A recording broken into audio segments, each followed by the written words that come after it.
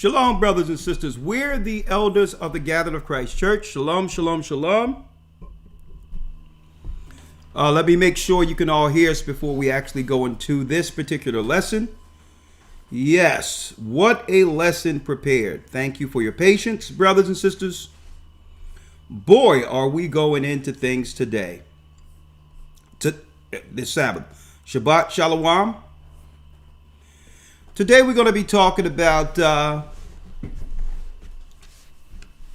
the mystery of iniquity. The Bible exposes the mystery of iniquity. Okay, if you never listened to one lesson in your life, you want to have everyone come here today. Tell your mother, your parents, your siblings, tell those who are close to you to check out this particular Bible lesson where the Bible exposes the mystery of iniquity. Okay? Now, before I go into it, of course, there's a new Hebrew and Bible Academy that begins next Sunday. Okay, August 4th. August 4th, you don't want to miss the Hebrew and Bible Academy. As we go along in this lesson, I'm going to be giving you some insights to what to actually look forward to in this academy. Okay? Blessings to my brothers and sisters throughout the four corners of the earth. Blessings, blessings, blessings. Look who we have from an undisclosed location. From an undisclosed location, side by side, we have, hold up, let me get it straight here. We have Elder Shapat stepping in the room. How you doing, young man? I'm doing great. Blessed by the best, actually. And that's right. His name is Ahaya. How are you doing, elders? I'm doing well, young man. Good to see you.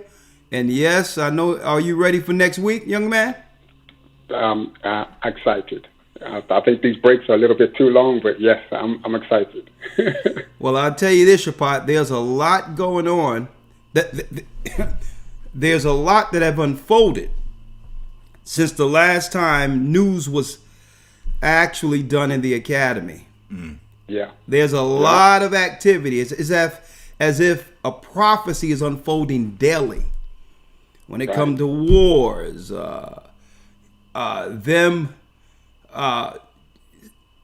sending out the Sandman to yank old Biden off of the stage. And has he been seen? and with their magic Jedi trick, make everyone believe that Biden doesn't exist, only to roll out this campaign for everyone to accept Kamala. And I don't think brothers and sisters understand the deep spiritual implication of those optics. And I'm going to be talking about not her, but the mystery of iniquity, of how the spirit of what you would call empowerment for females in general is a part of those last days, the end times mysteries. Right. Let me ask you, if you don't mind, before we, you can stick around if you would like, because I have to jump in. I'm a little late here. Okay. What is it that interests you, that's interesting you out there when it comes to the news? And what do the brothers and sisters have to look forward to next week in the academy news?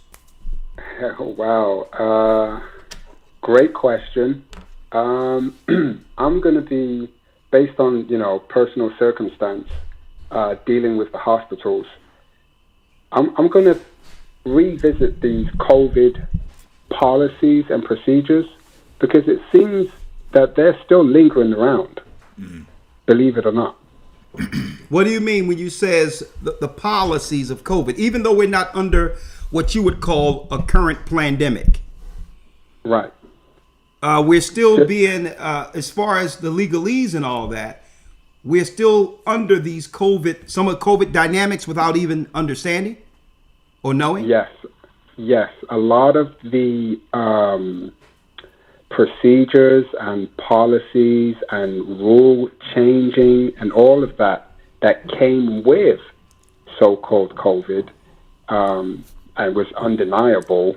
I'm not talking about whether or not, what side of the fence people sit on with COVID and where that came from and all that.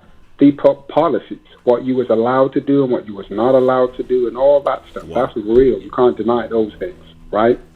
They're laws that changed post-COVID. They're still here. So because I'm dealing with that hands-on, I'm going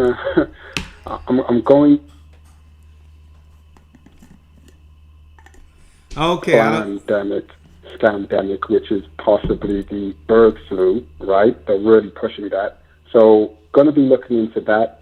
And those 2 points really bring up, brothers and sisters, something that we try our best to do in the church, period, anyway, but especially in the academy and their news when it comes to their stories, or they even call them events.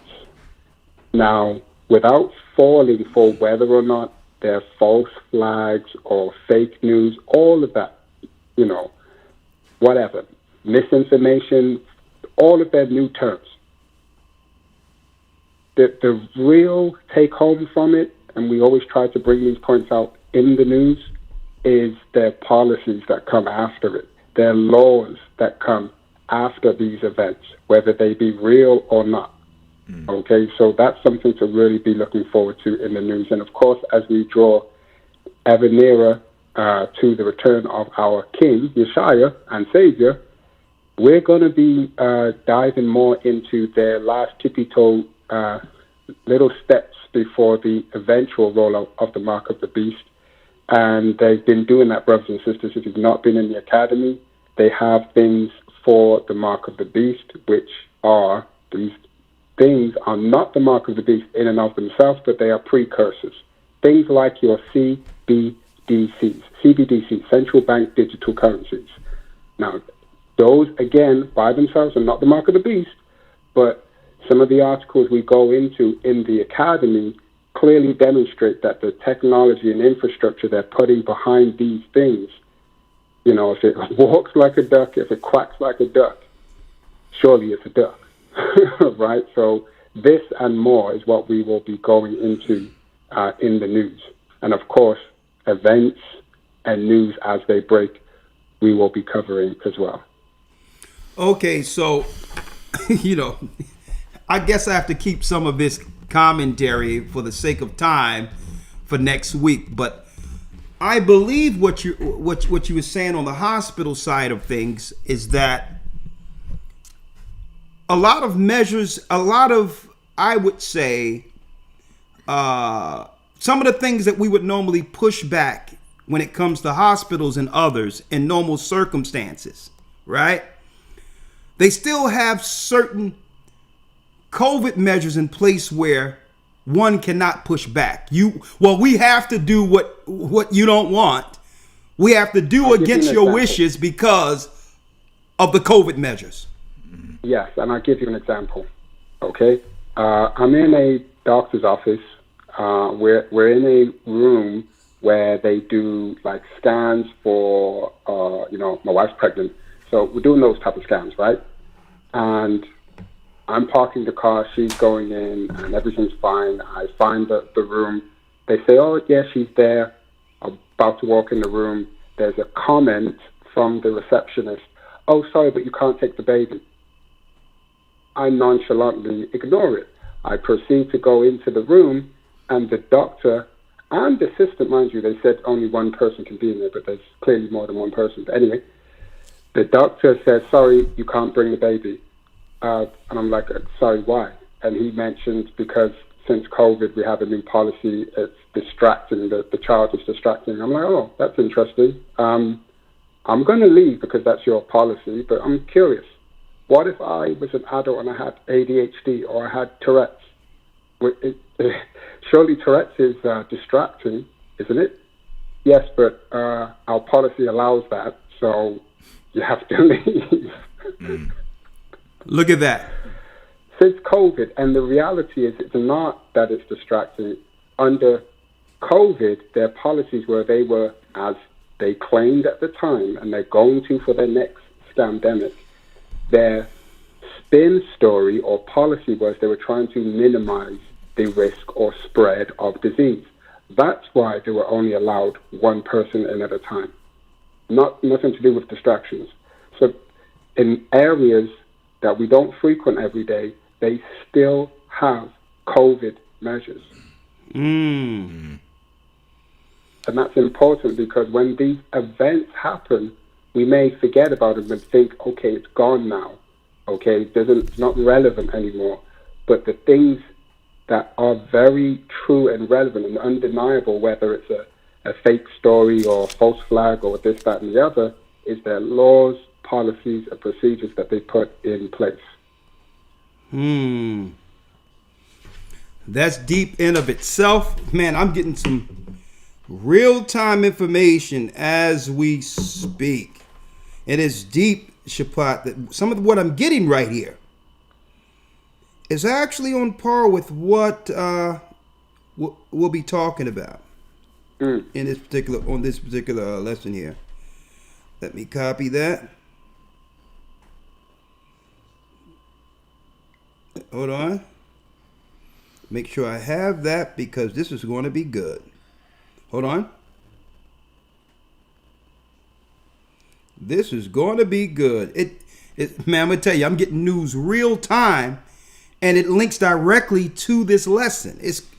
Man, the Most High is wonderful here. I'll tell you that. So, Shapat. Yeah. Just your opinion before we transition over, because I have to ask Elder Lawyer a few questions here on what he'll be going into before we go into the lesson. This thing with Kamala, out of nowhere with all this push, only a few weeks after her claiming that Biden, she's only about 1 month out from stating online that she's backing Biden's re-election 100%. Biden is stronger than he's ever been. He beat the table on one thing when it came to a decision, and he's as strong as he's ever been. She said that in Philadelphia, and we're behind Biden's election, only to come back and be the candidate while Biden has dropped out of the election. What is your take on that? I would have to. I would agree with the coverage that you did a few days ago, because it's a little bit left field in the sense of I didn't believe it could happen, but lo and behold, to get a certain demographic voting base, so at least there's the appearance through their horse and pony show called voting.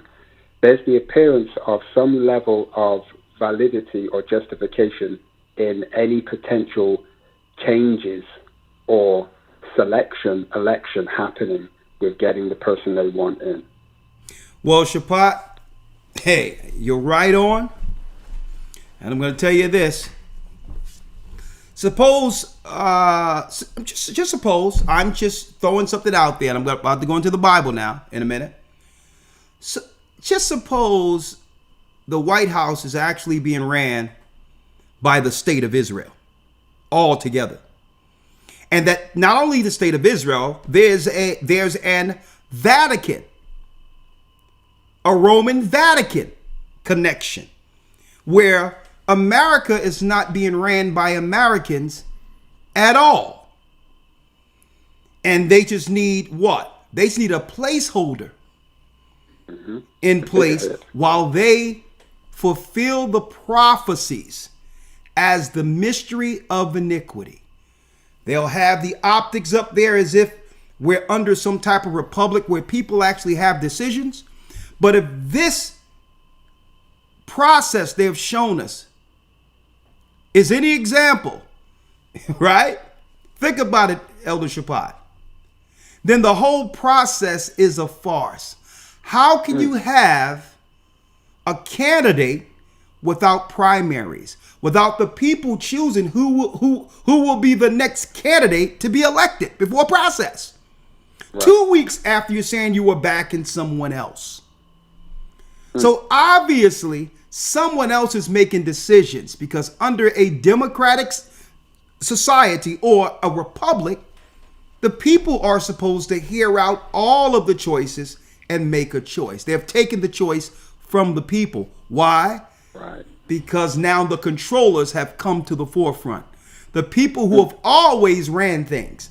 And that's what I'm going to talk about today, exposing the mystery of iniquity and, listen to this, the hidden spirit of the goddess with the mystery of iniquity's initiative against God's people. That's what I'm going to talk about today, because everyone talk about the Vatican, Israel, but they're not discussing, elders, they're not discussing the spirit, the secret spirit that they have been hiding, that have destroyed societies, all societies that Satan established. And we're going to expose that today. So, Sapat, you get that news ready? I hope you're ready. Man, listen, it feels like forever since we've had an academy, man. I'm ready for next week, boy. I got so many things to talk about. But, I'm good. We good. And Sapat, we're going to have a brand new set in the academy, right? A whole renovation is going on this week. Hey, it's going to be a library behind us where we can pull our books out right there. We're going to have it standing microphones so lawyer can flex a little bit and get around and show his Hebrew and all that. Right? So get ready, young man. I'm ready. And guess what? This election, once this go down and how it goes down, because don't forget, a jubilee is every 7 years. So what happens is really, it's about, you get about every 7 years for a change prophetically, right? You get one election cycle, which is 4 years, right? But really, the president don't get in until the following year. Right. So you really have about three and a half to influence society per administration. And I'm going to tell you what's going to happen and who's in place, whatever the case is, with the next election is going to let us know outright, according to prophecy, when we'll need to begin to start moving and operating from one city to the next, because they're going to come after the children of Israel outright, out front. They're already doing it, they're doing it, but it's really quiet and subtle how they're doing it. They're doing it, but there will be a frontal attack against our people that we're going to have to begin to start moving under certain circumstances. And right after the election is when we're going to be dropping all this stuff and more. But of course, I'll be talking about that in the academy. Thank you, young man. All praises. Stay tuned, because you don't want to miss this lesson, young man. I'm here. Blessings. All right. Shalom. Shalom. And there goes Elder Shapat. All right. There we go. All right. My man. Elder Lawyer. Yes, sir. What do the brothers and sisters, what can they look forward to in this next academy when it comes to the Hebrew and what have you? Yes, sir. We want to definitely try to build on what we established this past academy. The theme was the priesthood, in which we focused on different aspects of the priesthood and showing, for example, the tabernacle and the instruments within the tabernacle in Hebrew, and various other elements of the priesthood. So we want to establish upon that, also focus on prayers, and then also conversational Hebrew. So those are going to be the three main things that we focus on this upcoming academy. Okay. All right. So it's more so focusing on the concept now is going to be more so focusing with the Hebrew, but how does that fall in place with, like you said, the priesthood or what have you? How would others who have never been in the academy? What does that mean? What is the attack using from that particular reference point? Right. So from that reference point, we're looking at, so for example, just going back to what we did in the past academy, if we're talking about the tabernacle, okay, these are things we read about all the time. And I thought it would be nice to kind of give brothers and sisters the opportunity to actually know and understand what these things are. How do you actually say tabernacle in Hebrew? Oh, okay. How do I say the candlestick and these various instruments? What would be the Hebrew terms for those various things? Okay. So that was the position that we attacked it from the last time. Okay. Okay, so it's expanding the vocabulary. Exactly. Right? And yeah, the understanding of the Hebrew words in the context of the priesthood, the tabernacle, candlestick, and now they're learning outside of, we're moving from the ABCs, right? Exactly. Exactly. Up into the, being able to actually conversate in a nutshell. Exactly. Absolutely. Okay, there it is. There it is, brothers and sisters. Now, let's jump right in. I'm chipping. Hold up. Let me show y'all what we're about to go into now. So I hope you all are there. Go to historytimes.org to enroll. historytimes.org to enroll. Someone just sent me something, Elder Lawyer, and it's right on par with some of the things I'm going to talk about today. The Bible exposing the mystery of iniquity. Man, I'll tell you this. What a beautiful time to be living. What a beautiful time to be living, brothers and sisters. Let me show y'all this. Let me show y'all this. Elder Lawyer, I don't know if you've seen this. Let's see.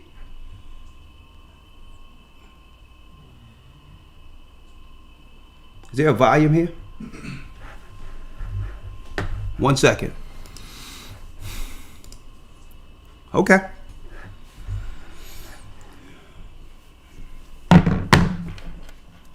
Let me know, Elder Lawyer. Is there a volume here? What, on this page here? I don't see it. I don't know if it's on the cogwheel. You see that cogwheel? That's not it. So hold on, folks. Y'all got to hear this. Maybe try to enlarge it and see if. 1 second. They have to see like this. the actual maximize the. Yeah. There it is. There you go. That I am whole. Here it is. This one. Brothers and sisters, y'all have to see this. You all have to see this, brothers and sisters. Let me pull it up here. Hit the like button. That one and this one. I'm going to show you why they're panicking right now. This is why they're panicking. Right?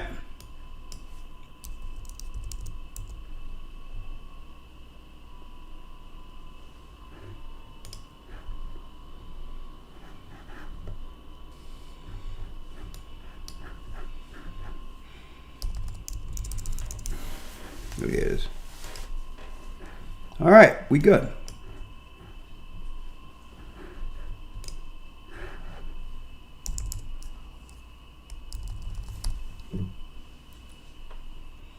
You see this?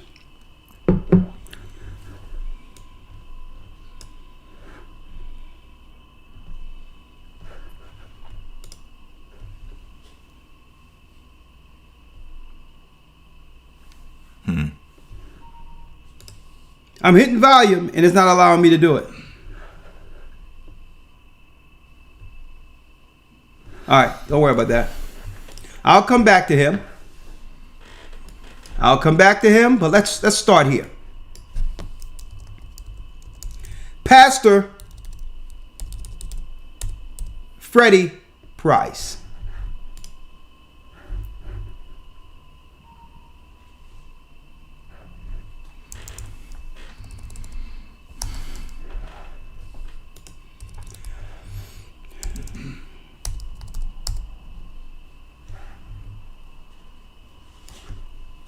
Here it is. Pastor Freddie Price.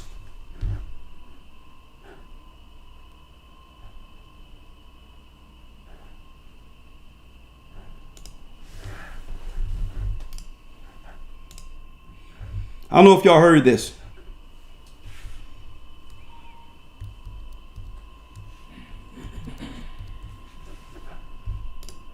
What the Hebrew Israelites have preached isn't something new, but it was new to social media. And so a lot of people that had never heard the message or had never focused on the message began to pay attention, more attention, closer attention. One thing that I am wholeheartedly in agreement with.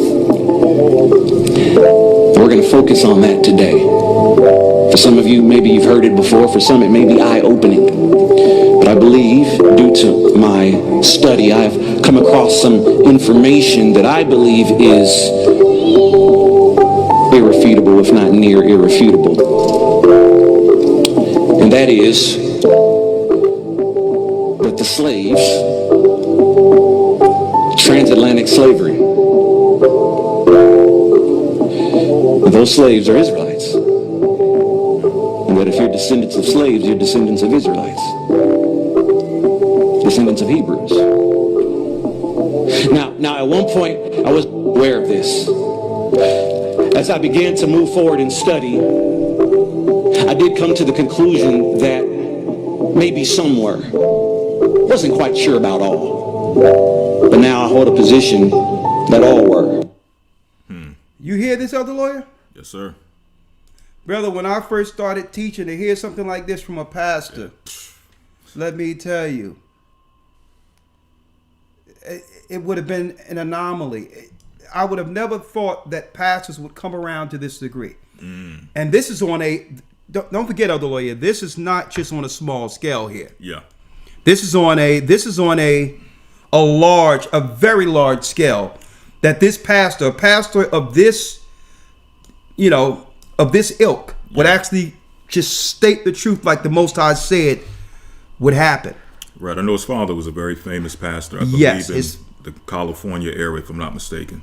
Yeah. Recently passed away. Yeah, but I believe his father handed him the baton and said, tell them. Yeah. I believe his father knew, but couldn't tell outright in fear of him losing the congregation. Right. Right? But all in all, these pastors who have compromised with the world are losing their congregation anyway. Mm-hmm. They thought if I said this all together, my congregation would see me as a false prophet. Why did I teach them lies? Right? They started defending their own mantle, their own position, instead of humbling themselves to the word of the Most High. To only come around and just tell the people, listen, I taught you the truth I knew until Christ revealed to me we're Israelites. And hey, and that's what we're under right now. Now, this particular brother, I don't know if it'll allow me, because every time I hit play, the mute comes on. Evangelicals, this is your son whom you are looking for.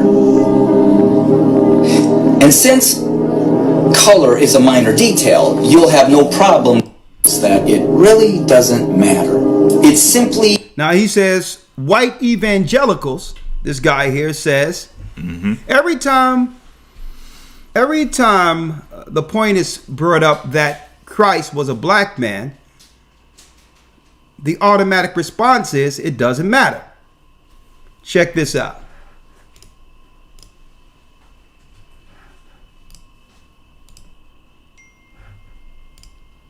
Brother Dana, stop majoring on it. Well, let me propose this to you. White evangelicals, this is your son whom you are... Hello to everybody out there. This is your brother Dana.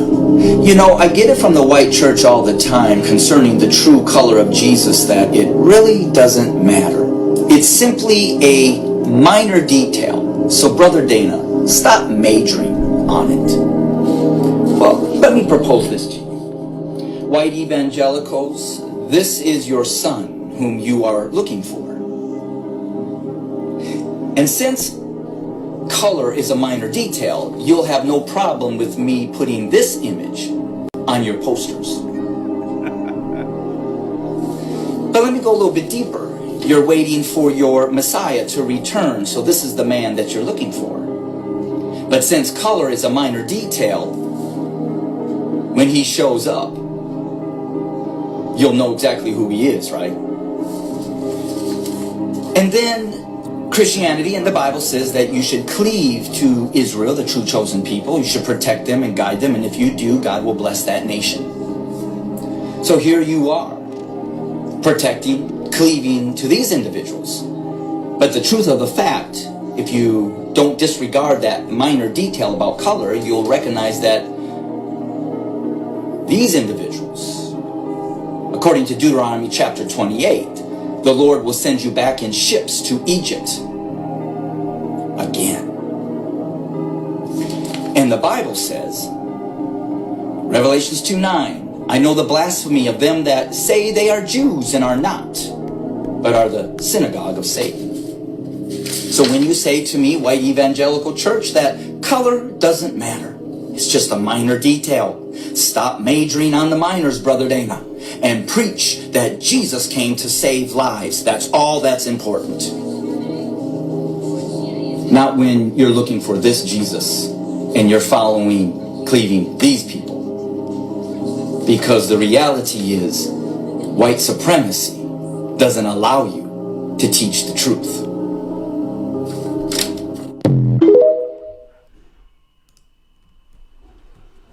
All right, let's jump right in. Jump right in. What did we just witness here? Prophecy. Prophecy, brothers and sisters. Wait, now, not just our people, even the Gentiles can no longer deny who the true children of Israel are in the earth, have always been. The people they have trodden down, destroyed, left for dead, looked down upon, these are really the true people the world should be supporting and caring for over those who are claiming to be the people. And the prophecy is fulfilled, Jeremiah, Elder Lawyer 16, verse 19. Yes, sir. Jeremiah 16, verse number 19. Yes. O Lord, my strength and my fortress, and my refuge in the day of affliction. The Gentiles shall come unto thee from the ends of the earth, and shall say, surely our fathers have inherited lies. The Bible stated that the Gentiles would come from the ends of the earth and finally admit, surely our fathers have inherited lies. What lies? Christ was a white man. Therefore, his people must have been white.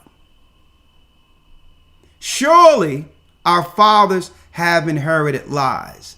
Christopher Columbus, which so happened to have been Jewish. When you do the research, they try to hide him under Spaniard. Christopher Columbus discovered America. Lies.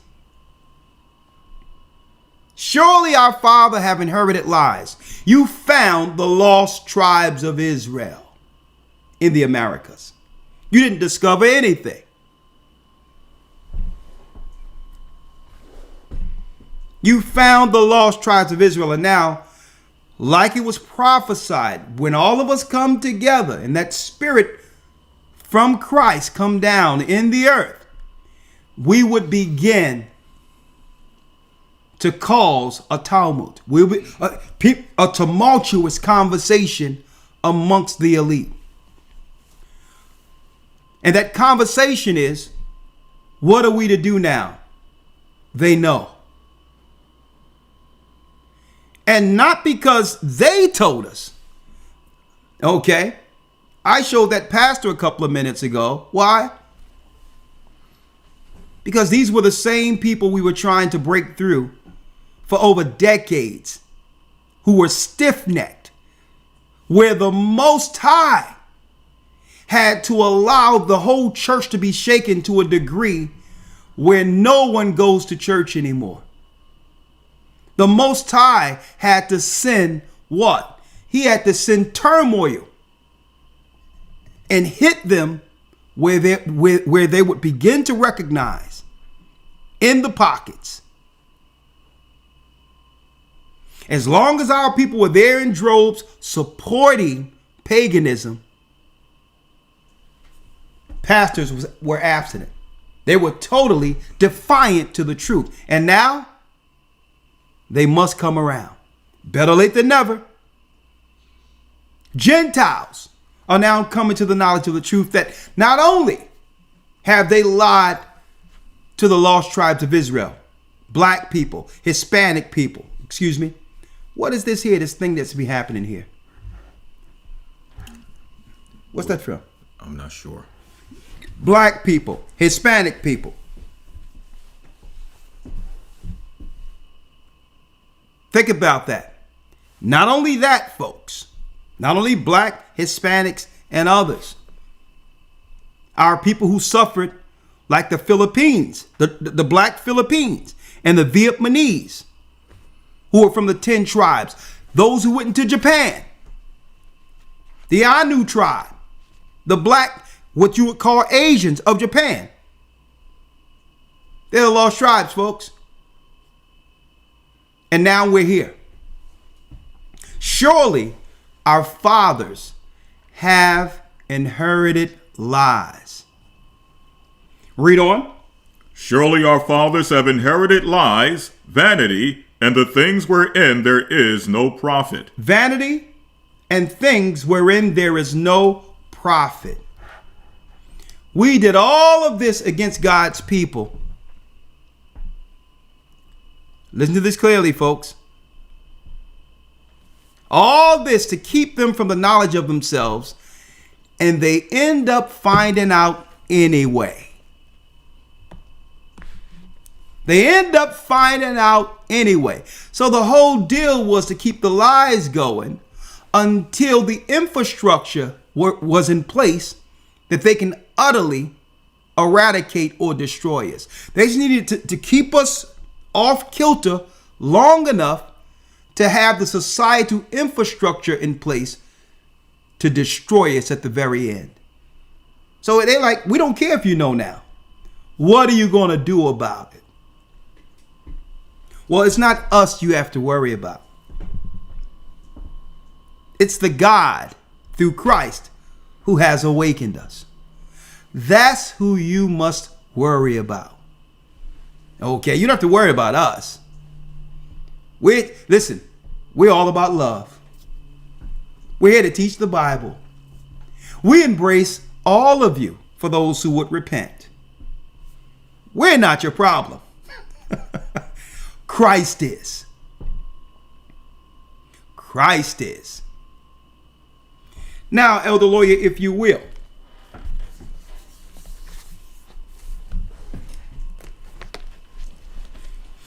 someone says these are new features of Apple cameras. I'm going to turn those features off. I don't like that. Okay, I don't have, listen, if I'm not hitting the button, don't do things for me. All right? I'm not into that. I'm not into the fireworks, none of that stuff, all right? I'm into the Bible, right? Elder Lawyer, if you will, let's first start off with the prayer Shema, yes, the Great Awakening. You got that right, Ryan. The Great Awakening. Come on. Shema Yasha Allah Ahaya Allahaya Nawa Ahaya Achad. Shema Yasha Allah Ahaya Allahaya Nawa Ahaya Achad. Hear, O Israel, the Lord our God is one. Hear, O Israel, the Lord our God is one. Now, in order to break this lesson down, folks, I'm going to make it quite simple for you. To understand what's going on politically in the earth, there's so many nuances in it that if you get caught up in it, you'll be confused in of itself. Right? So I'm going to try to make this simple.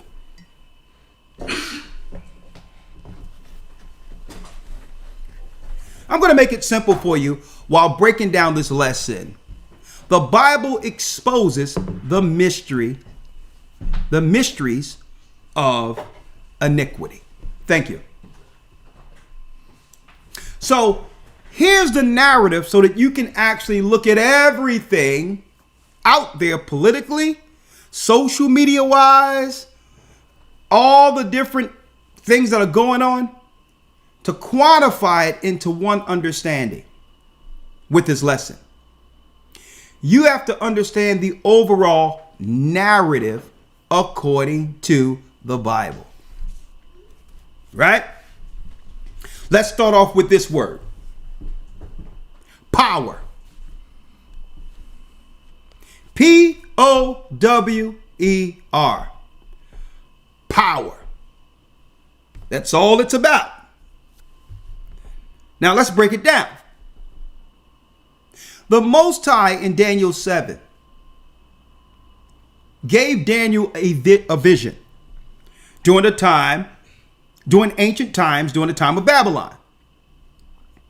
Almost a half of millennia before Christ was born. Now, with this insight, what he was showing Daniel is this. Daniel, your people must be scattered throughout the earth for a time. They'll be scattered throughout the earth. I'll try them. And out of those who choose me, I'm preparing a kingdom. Daniel, I'm going to show you the vision.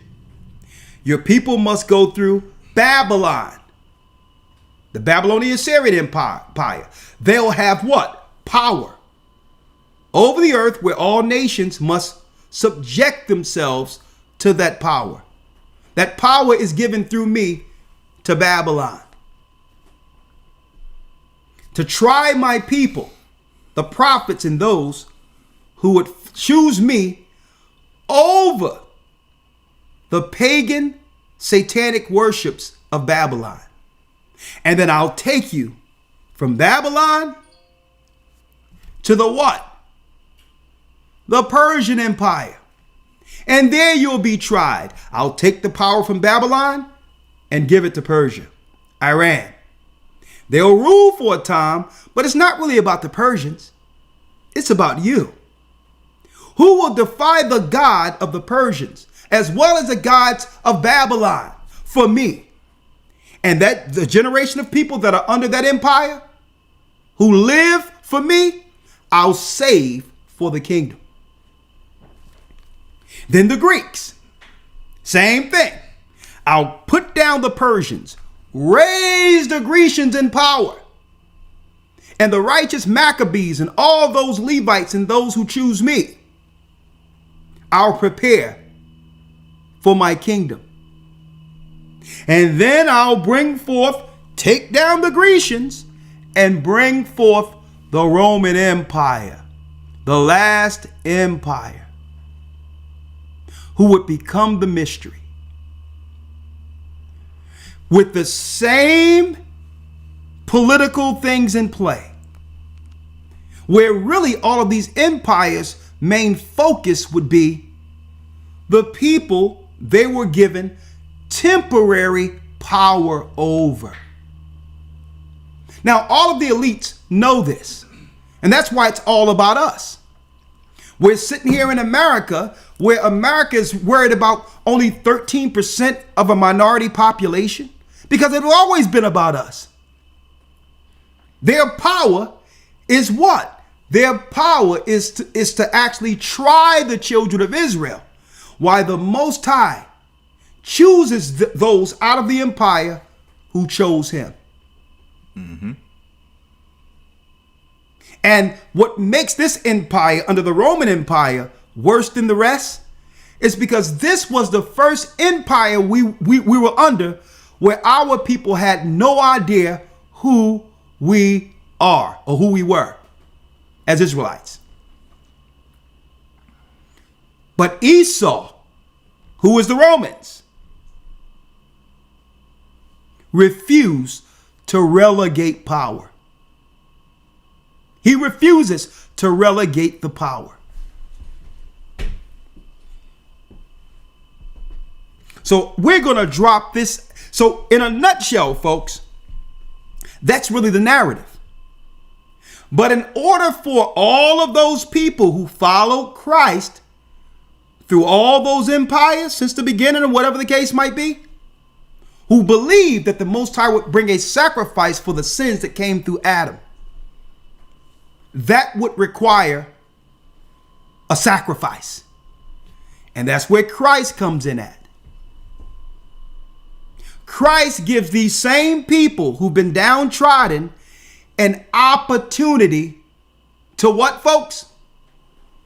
Power. Once this empire goes down. And that's what's going down with the political landscape, and hence the reason they're focusing on us and trying to keep us so focused under the political powers and believing in these political powers and trusting in these political powers so that they can actually show forth. As long as Israelites believe in this structure, we're the ones upholding it. See? As long as we believe in it. That's why they'll say all these things. We'll give you a black person. We'll give you this. Because it's because of us these people received power. Huh? It's through us. It's through us these people receive power. So what's wrong now? What's wrong, and this is why they're panicking, folks. The Israelites has awakened, which is a sign to the empires, the elite, that their time will soon be up. The time the God of the Bible has given them.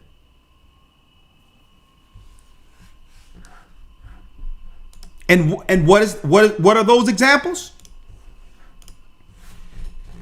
What are those examples? The time the Gentile, that's right, folks, it's called the times of the Gentiles. And the problem they have is, just like the Most High have taken down these other empires, those are the examples for the current elite. So will the Most High take them down. Every empire has what? Has a space and time to rule. And the empire we're in, the Most High said, would be the shortest. The problem our people have in the earth is they have walked away from the prophetic value of the Bible. And that in of itself has blinded the people. The people are off course, don't know up from down, left from right, because they have left off from the only book that could actually quantify or give understanding of the times we're living in. And let me make it clear. I only talk about Kamala, Biden, and all of that as talking points to pivot off of, to go back to the word. Since it's on the consciousness of everyone's mind, I'll use what you're thinking about to pull you in to the proper path, which is the Bible. But guess what? It doesn't matter who rules. It didn't matter when Julius Caesar ruled or Augustus ruled. The Most High will was done. It doesn't matter. Right. When Nebuchadnezzar ruled. Okay? When Cyrus ruled, the Most High's will was done. So it doesn't matter if it's Trump, Biden, Kamala's nephew. Okay? But there is a significant reason why they've pushed women in the empowerment position. And that's what I'm going to talk about today as far as that mystery of iniquity. Because they'll give you what? The Bible will give you the empire. It'll also give you what? The spirit, the elite, the spirits the elites are worshiping that controls the people within that empire. Think about that. The Bible breaks not, it doesn't only just break down the empires, it breaks down the spirit that controls the consciousness of the people. And this is what keeps people under control throughout any empire. And I'm going to expose that today. And that's where Kamala comes in. It has nothing to do with Kamala more so than the deity or the goddesses. All of these empires secretly worship. The empowerment of women is a direct defiance to God. This is why they do it. This is why they do it. And it comes with the population, male or female, accepting the deity. Accepting the deity. Listen to what I'm showing you. It's a form of control. It's a form of control. Let me give you an example for those, because I like to make it simple. Let me give you a form of control, an understanding on a surface that you'll understand, right? Let's give you an example with the concept, a genie in a bottle, right? The old concept, genie in a bottle, right? The genie pops out. And we know that jinns are demons and spirits, right? But believe it or not, there's some truth to that magic on the dark side. It has no power over us, but there's some truth to it. The genie is in the bottle. The genie comes out and say, I grant you wishes, right? Now, the genie is at the behest of the master who controls the vessel he came out of or she came out of. It's still a slave, even with all that power. With all that power, the genie is still a slave to the master who controls the vessel. Now let's flip that. Right? Just say, listen to me clearly. If you accept the deities or the jinns or spirits according to what's taught with their secret goddesses, right? Listen to me clearly. Now, a part of your consciousness connects to that goddess or deity. But the high masters, which are the priests, can now control you because you believe in the deity. See? So now they can control you like that master controls the vessel for the genie. Same way. Hence the reason why they push their traditions, their worships, their holidays, to instill the spirit of the goddess in you.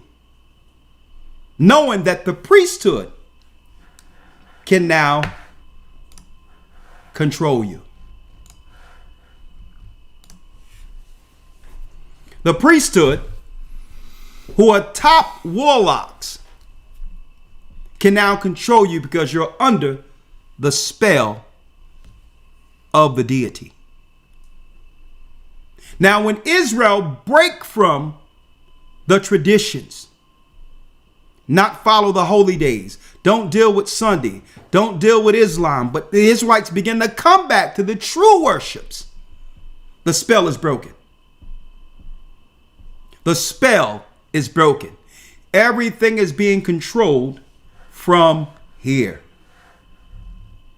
Are you following me here? Stick with me now.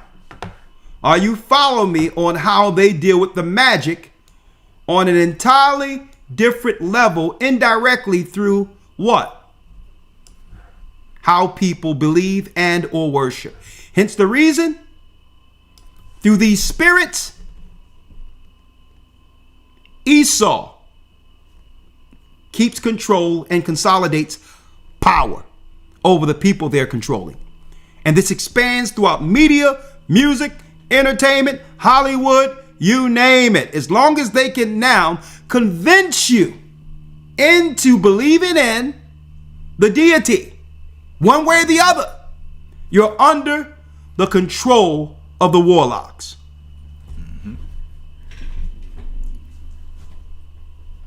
So we're talking about empires ruling and all that, but from a biblical, heavenly narrative, so that our people can do what? Shake themselves free.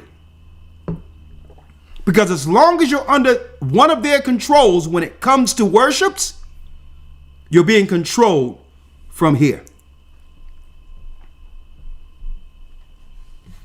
Right? So let's talk about what we're seeing here. What are we seeing here? We're seeing the bishops, cardinals, the Pope, right? The religious priesthood of the Vatican, which is really ancient Babylonian.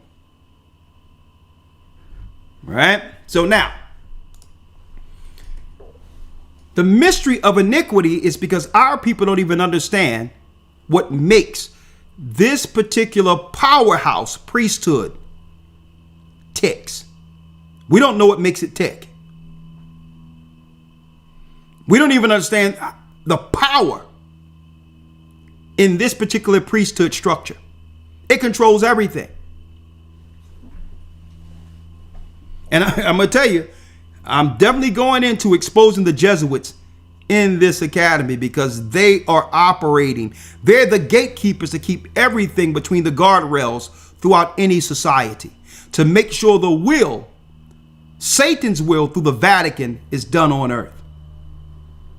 Okay? If you have terms, or if you think about clandestine agents like the CIA, well, the CIA, which is be the modern day Jesuit order of old times with the Vatican, whether it be art, entertainment, military, political structures, there was always a dark knight, a Jesuit behind every area or component of society.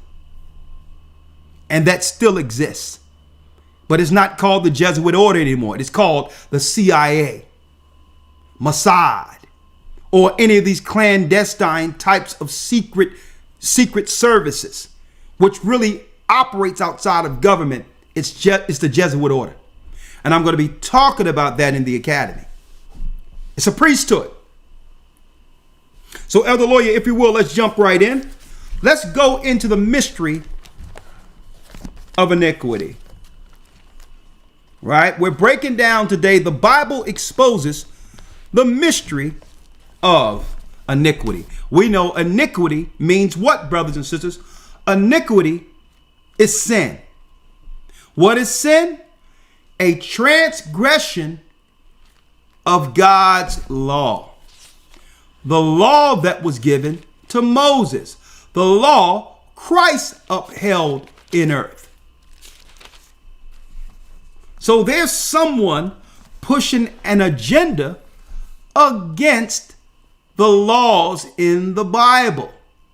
And guess what? That's a mystery. That's the mystery. So now we understand that these government powers positions are to look in the Bible and to convince the world to do the contrary. Iniquity is what? Sin. What is sin? The transgressions of the law within the Bible. Got it? Now let's talk about it, Elder Lawyer. If you will, let's go to Thessalonian real quick. Yes, sir. Let me get it here.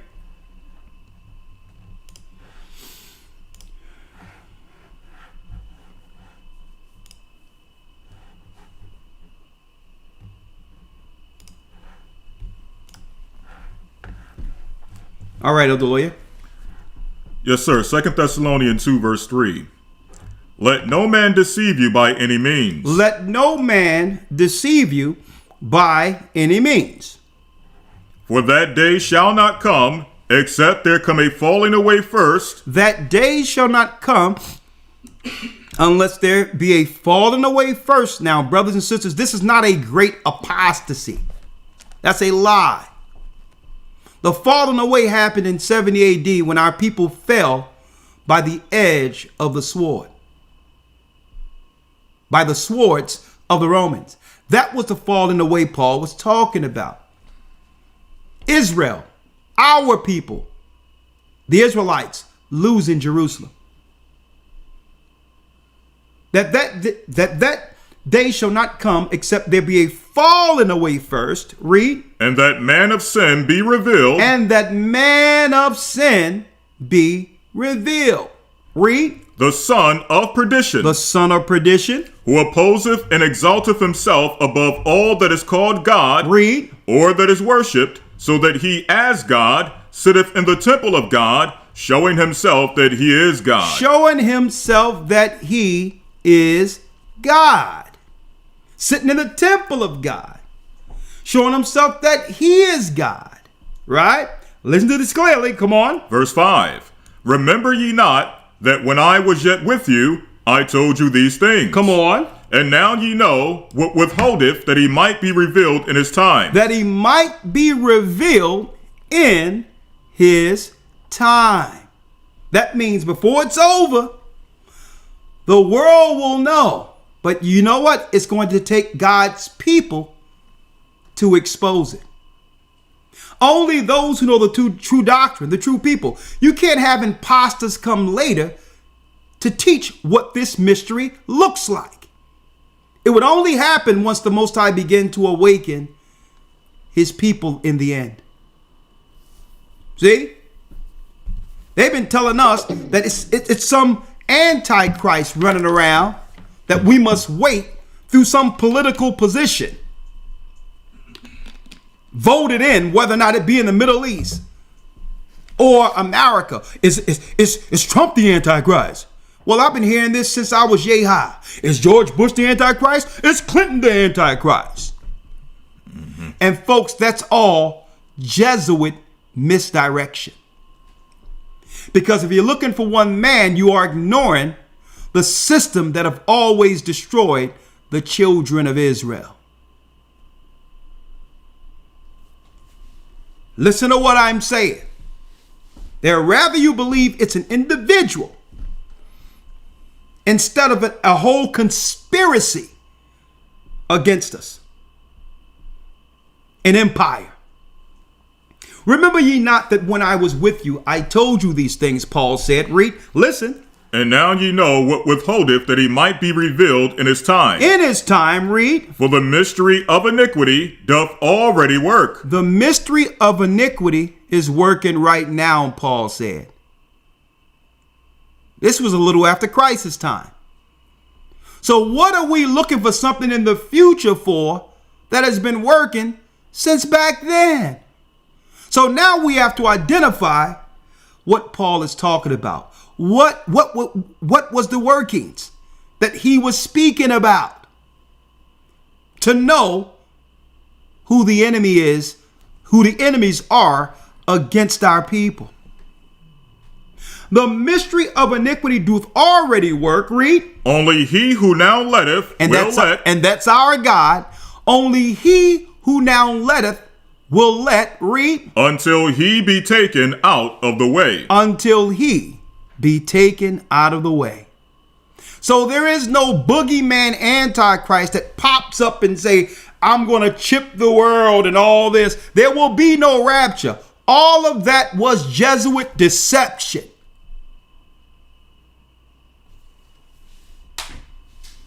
That was Jesuit deception.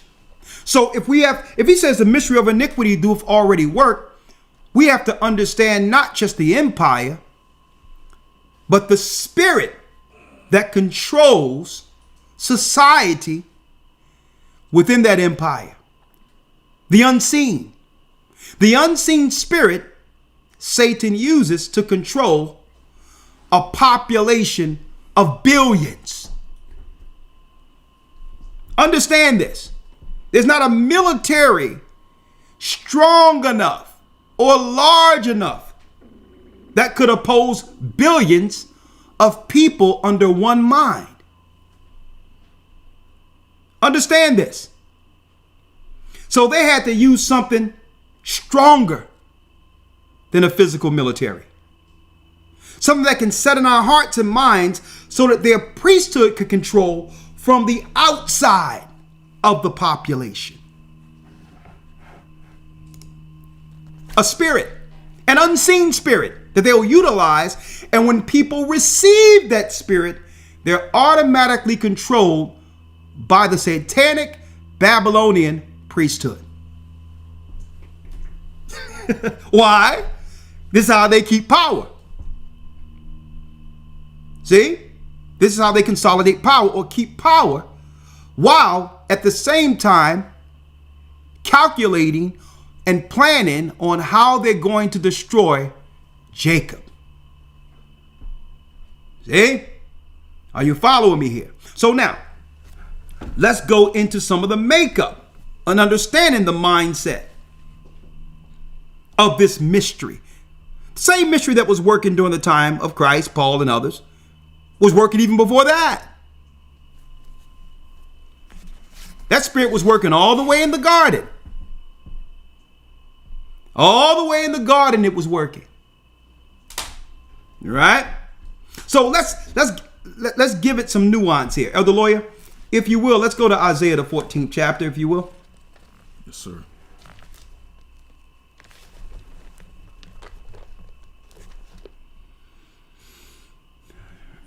All right.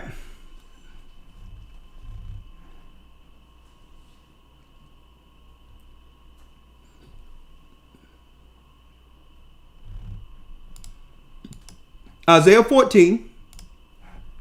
And Elder Lawyer, if you will, let's read the 12th verse. Yes, sir. Isaiah 14, verse 12. Isaiah 14, verse 12. Read it. How art thou fallen from heaven, O Lucifer? How art thou fallen from heaven, O Lucifer? Read. Son of the morning. Son of the morning. So, brothers and sisters, keep in mind that Lucifer was originally an angel before earth. The celestial were made first. Son of the morning means he was one of the morning stars who would come to sing before the Most High every morning. Lucifer and all the heavenly angels before the fall, they were created by Christ.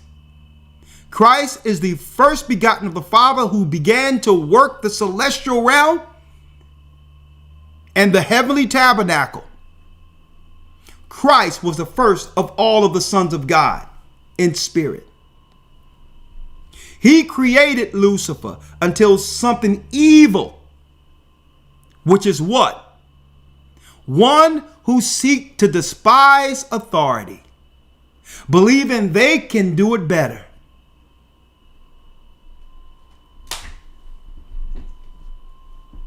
That's the spirit of Lucifer.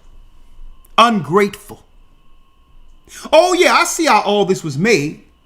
But man, I would have done it even better. When you hear that comes out of someone, yeah, that's the spirit of Lucifer. Because it's easy to look upon a work that's already made to say what you would have done. It's easy to do that. But you don't know what it takes, the humility and struggle that it takes from the beginning to make something. That's the ungrateful spirit. How art thou fallen from heaven, O Lucifer, son of the morning? And read. How art thou cut down to the ground, which didst weaken the nations? How did you get down here when you was up there with us? Who did weaken the nations? How did Satan weaken the nations? Because when he fell as an angel, as Lucifer, he became dark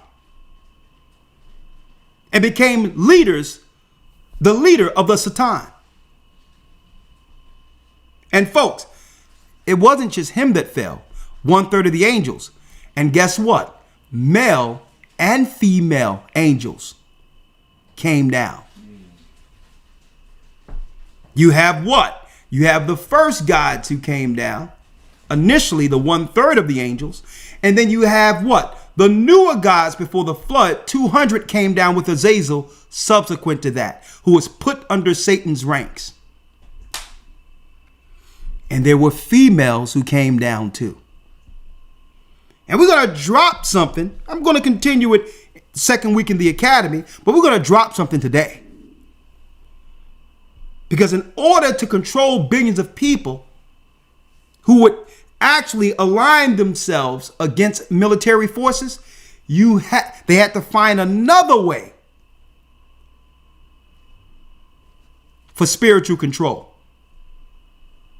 And this is what I'm dropping with the mystery of iniquity. When Lucifer fell, he didn't fall by himself. Revelation 12 tells us that 1/3 of angels fell with him. And it weren't just males, females too.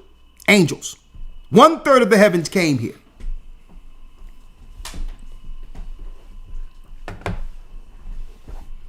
For thou hast said, read. For thou hast said in thine heart, I will ascend into heaven. Now what is the plan? To unite all the world under Lucifer. All the nations of the earth, like at the Tower of Babel. Initiate them into the belief that he's God. So that people now can serve the hidden gods to have them go back out from whence they came. Look it up. A matter of fact, you don't have to look it up. I'll show you right here. I'll show you right. You don't have to look it up. We in class. Huh? I'll show you right here. Type it in if you would like. Right?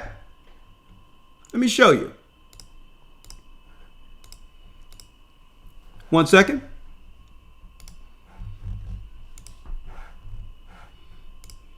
Let me show you here.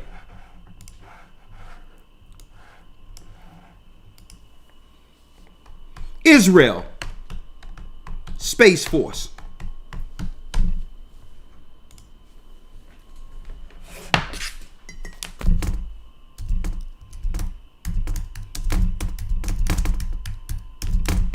Israel Space Force.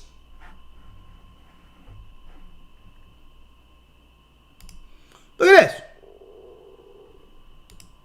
I'll type it in there for you. Israel's Space Agency. Right there.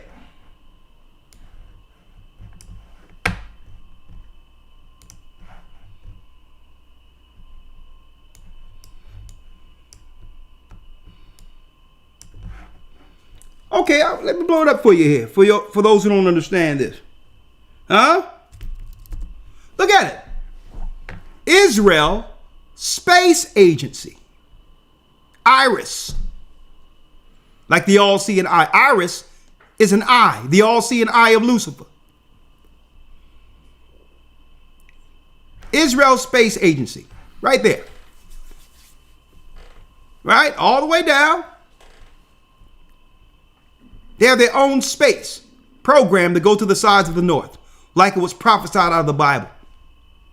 Right? Look at it. Now, if you think that's something, let's type in the United States Space Force. While they're telling everyone else the Bible isn't real.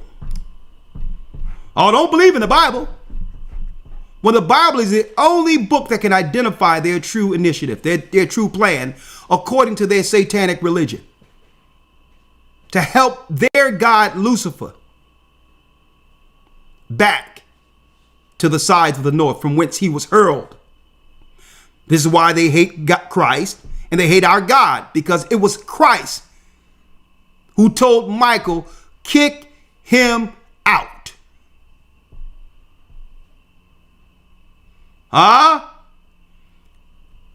Look, United States Space Force. That's what's really going on, folks.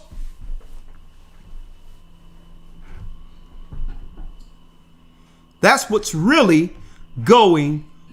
This is real to them, folks. These are Satanists. They'll tell you, oh, don't believe in the book. Oh, who cares about that book? God ain't real. Hey, evolution. While they're executing everything the Bible said Satanists would do.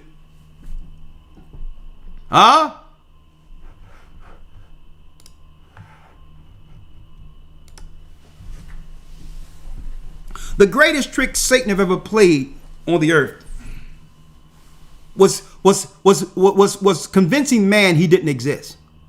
And what better way to convince man he didn't exist by claiming, oh, the Bible was written by man, the Bible has been tampered with, because the Bible shows Lucifer's origin, the beginning of his existence. And when you understand him, you understand his servants. Right? For thou hast said, elder lawyer. For thou hast said in thine heart, I will ascend into heaven. I will exalt my throne above the stars of God. I'm going back to the sides of the north. I'm going back to take God's throne. Read. I will sit also upon the mount of the congregation. I will sit also upon the mount of the congregation. In the sides of the north. And this is why all of your Masonic temples, including your Hindu temples, this is why they're constructed on a low level, like what Lucifer witnessed in the heavens. The checkered floors. Well, black, white, black, white. Well, the angels would be on one side, and there'll be a portal right next to them to come into this realm called earth. That's where you get your checkered floors. There were portals or gates between the heavenly realm and earth. That's why your Masonic temples, including your Hindu temples, have checkered floors. It represents the stones of fire or the angels. When they stand on the white, they're before the Heavenly Father. When they get on the dark, they come into a portal into earth. So this is why they have the checkered floors, because Lucifer said he's going to go through one of those portals back to the sides of the north. This is why they have the two pillars there, because there's two great pillars going into the temple of God in heaven. He's mimicking the temples of Solomon on earth, which was a similitude to the temple in heaven. But it's not for our turn or our God turn. It's to have the nations unite with him as God, to have him go back out there, knowing that a judgment is coming. The angels are trapped here and need the resources of the earth, using people to help them before the judgment. Christ is coming back. Understand this. So it says, for thou hast said in thine heart, I will ascend into the heaven. I will exalt my throne upon the stars of God. I will sit also upon the mount of the congregation, which are the heavenly hosts. Read. In the sides of the north. Read. I will ascend above the heights of the clouds. I'm going back into the heavens. And come to find out, in 2012, one of their scientists found all the portals on the outside of earth. Every last one of them. Which are gates, according to the book of Ezekiel and other places in the Bible. But they can't come through. If they go through, the Most High kill them. They can't go through the portals, because each portal is protected by a guardian. By a guardian, an angel.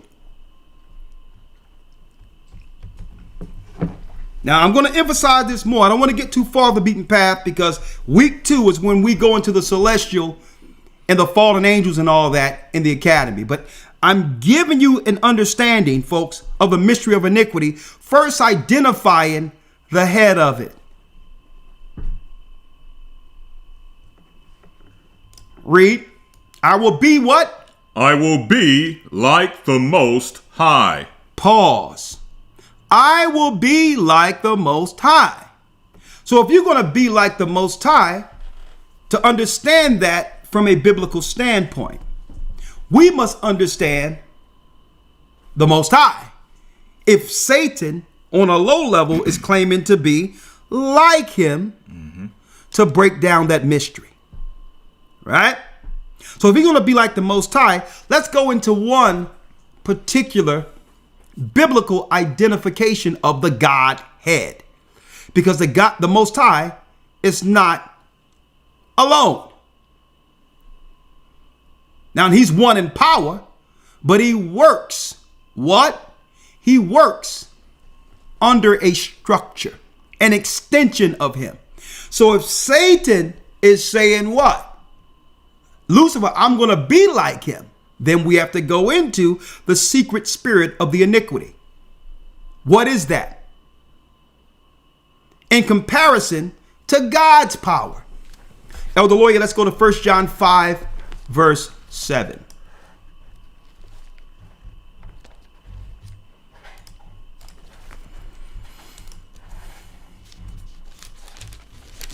First John 5, verse 7. 1 John 5, verse 7, read. For there are three that bear record in heaven. So now we have to understand, okay, if there's three that bear record in heaven, who are they?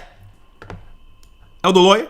The Father, the Word, and the Holy Spirit. And these three are one.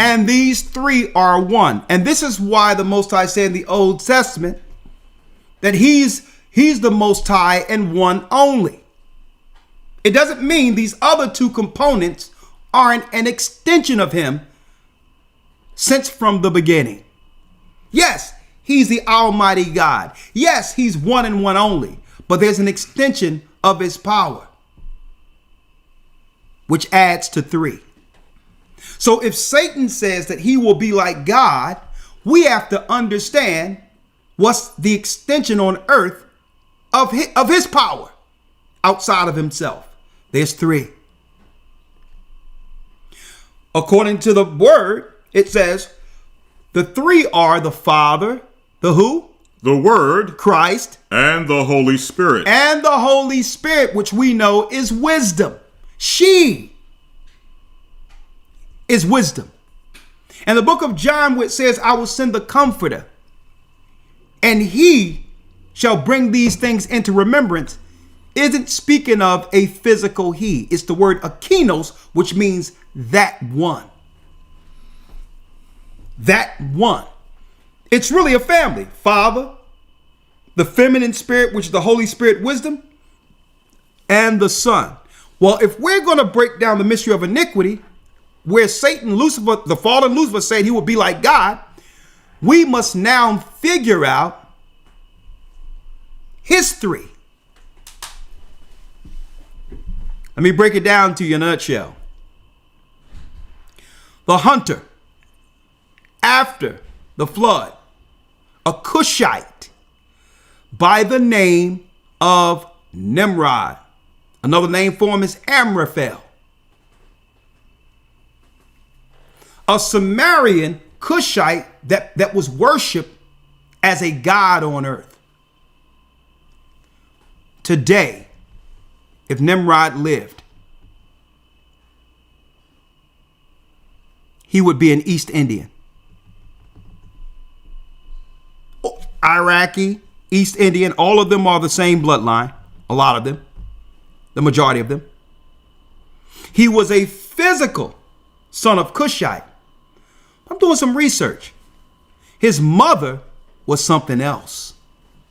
Semiramis. Semiramis was something else. You got Semiramis, the goddess. And then you would have who? Tammuz, the incarnate virgin son of Semiramis. The three on earth, as it is in heaven, but on the dark side. And through these three influences, they would cast a spell on the earth to help Satan back out there. Now let's talk about it for a moment. They can only do it through a religion. A religion that began at the Tower of Babel, that separated mankind from God to help Satan build a tower. NASA, anyone? The Space Force, anyone? Back into the heavens. But they had to deal with it from what? A religious setting. By instilling that in the consciousness of the population on earth through religion and or tradition. And through that consciousness, you can control the population. Now, in order to do this, you would have to set the world out of balance. You would have to set the world out of balance. And you do that by what? You got it. Exalting the harlot. Exalting Semiramis. Female empowerment is a part of Satan's triune. That's the Trinity. That's the Trinity of earth. And this is what puts the earth out of balance, because Satan's power was to give power to the woman from the beginning. To do what? To take the power that would one day judge him. Man, they had to put everything out of balance, because the woman was never the threat. The woman came out of the man. The man was the threat to the fallen ones. So he would have to make an imbalance in the earth to accomplish his final plan, and that's to destroy all of humanity. But he can only do it from one side, and that's a part of their religion. Listen to what I'm telling you. Listen to what I'm showing you. Now let's go. Let's talk about it real quick. Because the Bible talks about a whore, a harlot, that sits on many waters. Let's get it real quick.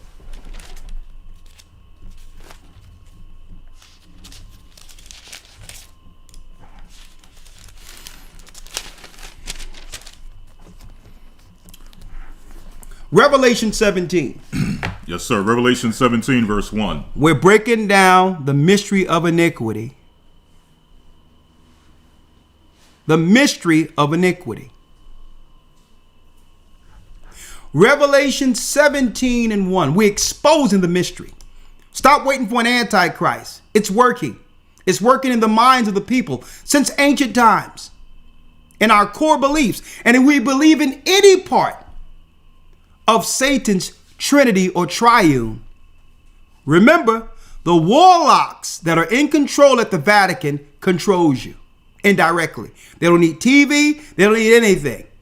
They go straight to their dark closets to control millions of people in the population, because the spirit that's subjected to them are already in the people based on your actions and traditions and or beliefs.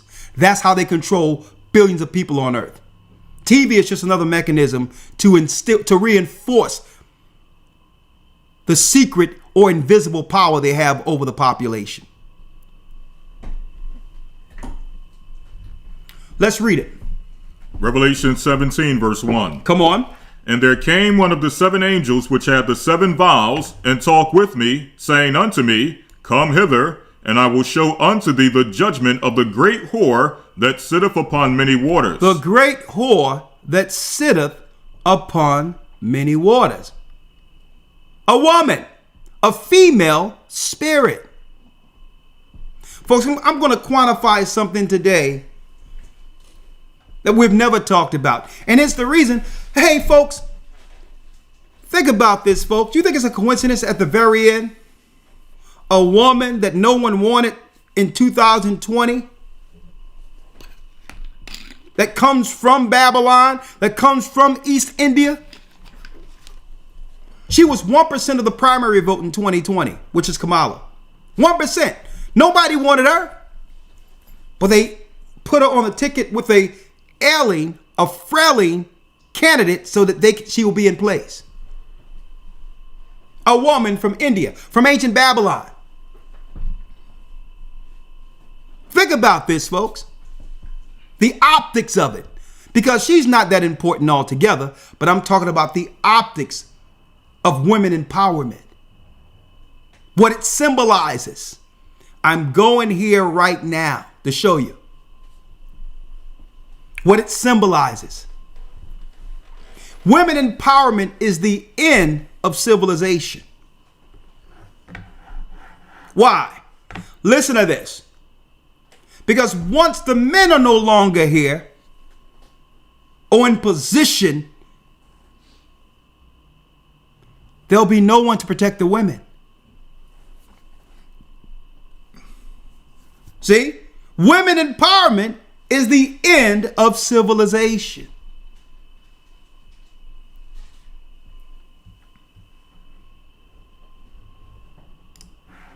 And there came one of the seven angels which had the seven vials. And he talked with me, saying to me, come hither. I will show unto thee the judgment of the great whore that sitteth upon many waters. Right? Read. Verse 2. With whom the kings of the earth have committed fornication. The kings of the earth have committed spiritual fornication with her.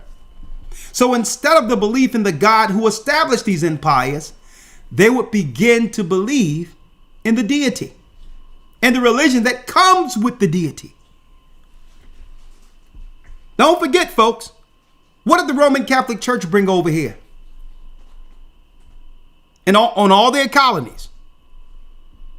The so-called Virgin Mary, not realizing the destructive ideology of believing that God could have a mother. That in of itself is off.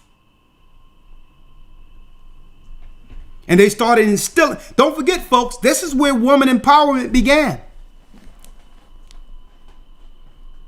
As direct defiance against the Godhead, Satan set up the contrary here as a form of control. Because if you're following spirits that are out of order, it disconnects you from the heavens.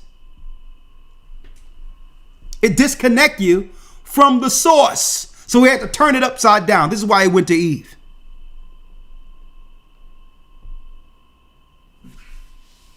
He would have never given Adam that power by himself. Eve had to have the power. And with that authority, she could now do what? Give it to him. She becomes the leader on earth. That was Satan's plan until the Most High put it back in order. So he gave it to Eve first because by her delivering it to him, he's under her vibration, her authority. And now Satan can do his will and control that whole family and everything straight from another place. Indirectly, he can control him and the whole community through her. See how it works? See how it works, folks? With whom the kings of the earth have committed fornication. Read. And the inhabitants of the earth have been made drunk with the wine of her fornication. And they've been made drunk with the wine of her fornication. Why? Because just like a relationship, folks, if you're in a relationship with the Most High and you serve him, then you are in order. But if you begin to serve these pagan gods and goddesses, it's no different than someone going out against the person they're married to. So the spiritual fornication was to align man and woman on earth to be down with the gods and goddesses, the fallen angels, instead of the God who hurled them. That's spiritual fornication. So they would set up all of their religions in what? In honor of the gods and goddesses. With who? With the Queen Mother of Heaven at the helm of it.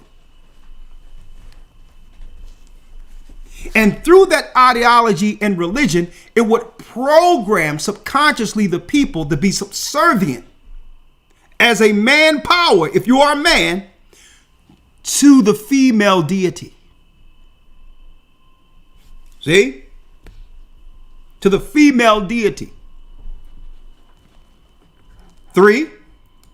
Verse 3, so he carried me away in the spirit into the wilderness, and I saw a woman sit upon a scarlet-colored beast. A scarlet-colored beast, come on, Elder Lawyer. Full of names of blasphemy. Full of names and blasphemies. Having 7 heads and 10 horns. Having 7 heads and 10 horns. We know the 7 heads represents the 7 mountains.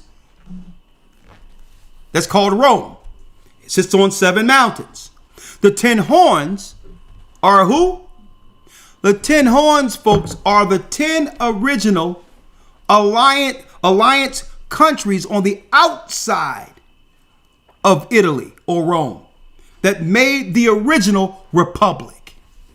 And through this small little area, Italy, Europe, Spain, Great Britain, Belgium, and all these others, France, they would be tasked under Satan to expand those beliefs throughout the earth, not only to colonize and to destroy, but to also instill the spirit of Satan's Trinity in the minds of people. Indirectly, if so, the Vatican, including the Pope, the Vatican, the Vatican, including the Pope, can control you, being hundreds of thousands of miles away from you, if they can instill the idea of their Trinity in your mind. It disconnects one from the Father. Right? So it wasn't just colonizing and taking over for money. Folks, money doesn't mean anything to them. Money is just a tool for them. Control and power is what they're about. They can just change a currency overnight and turn it into something else. Money, they don't care about money. It's power and the controls of the minds of the people. That's why they created money as a form of separating classes. To do what? That's right, folks. To consolidate power or to keep or sustain the power of Rome. So, hey man, these people are greedy. It ain't about no money. Money is what they use for the servants to fight over, to scavenge over. For the low people. These people don't use money. Mm-hmm. There's not a place these people can walk into where the tab isn't paid. Okay? Money is something they use to control the lower population of people, servants. This is about power. Okay? So it says here, and the woman was arrayed in what, Elder Lawyer? And the woman was arrayed in purple and scarlet color. Purple and scarlet colors, as you can see with the Roman Catholic Church. Read. And decked with gold and precious stones and pearls, having a golden cup in her hand full of abominations and filthiness of her fornication. Filthiness of her fornication. So that's what these guys here would be pushing in the earth. Lawlessness, sin, iniquity, under the guise of Christianity, under the cloud or the facade of righteousness. Mm-hmm. when really a destructive ideology comes with them. And folks, there's no rules with these people. They'll use anything as long as they can instill the ideology in you. And we're going to tell you what that mystery is in a moment. Right? And it says, and the woman was what? Arrayed in what? In purple and scarlet color, and decked with gold and precious stones and pearls, having a golden cup in her hand. Having a golden cup in her hand. And that golden cup is shared with all of the nations of the earth. This is how they can meticulously use every nation that's at the behest of the Vatican as what? As social weapons against those of the awakening. This is why they're pressing these foreign people in our communities. They've been sent here. In any place the Israelites are, to rid the earth of their next, listen to this, of their next leaders. Those who are destined according to prophecy to have power over the world. They've been sent. They'll become your doctors. Conveniently, a trusting relationship. They'll become your nurses. They'll become your teachers with one thing in mind. Ridding the earth of those who would believe in that Christ who was prophesied to judge them. And folks, the prophecy of Christ isn't just in the Bible in and of itself. Even in their legends, they know someone is coming back. But he's not coming back for them. This is about power, like I've stated earlier. And the woman was arrayed in purple and scarlet and colored and decked with gold and precious stones and pearls, and having a golden cup in her hand. You notice it's emphasizing a female spirit. She would, and who's the female spirit that is being taken throughout the earth by the Roman Catholic Church? Well, in our current times, or back in the times of colonization, they called her Mary. But folks, I'm going to tell you right now, that wasn't Mary. That isn't Mary that they've taken on many waters. They've carried on many waters. It never was Mary.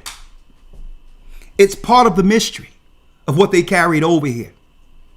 They just used Mary because those who trusted in the Bible can relate to Mary as the mother of Jesus, or the mother of Yeshua, the Christ, the anointed. But guess what? They only use that in name only. The ideology that comes with the Mary they're teaching is evil. It have led to the harlotry we see in the earth right now, even for those who claim to believe in the Bible. We're seeing the harlot at work. They just brought her over here and renamed her Mary, but she's a part of Satan's trinity. She's a part of Satan's trinity, and this is how you can control a population of people. You have to put the spirit of the goddess in the minds of the people. Revelation 17:5, read that, other lawyer. Yes, sir. And upon her forehead was a name written, Mystery Babylon the Great. Mystery Babylon the Great. The mother of harlots. She turned girls into harlots.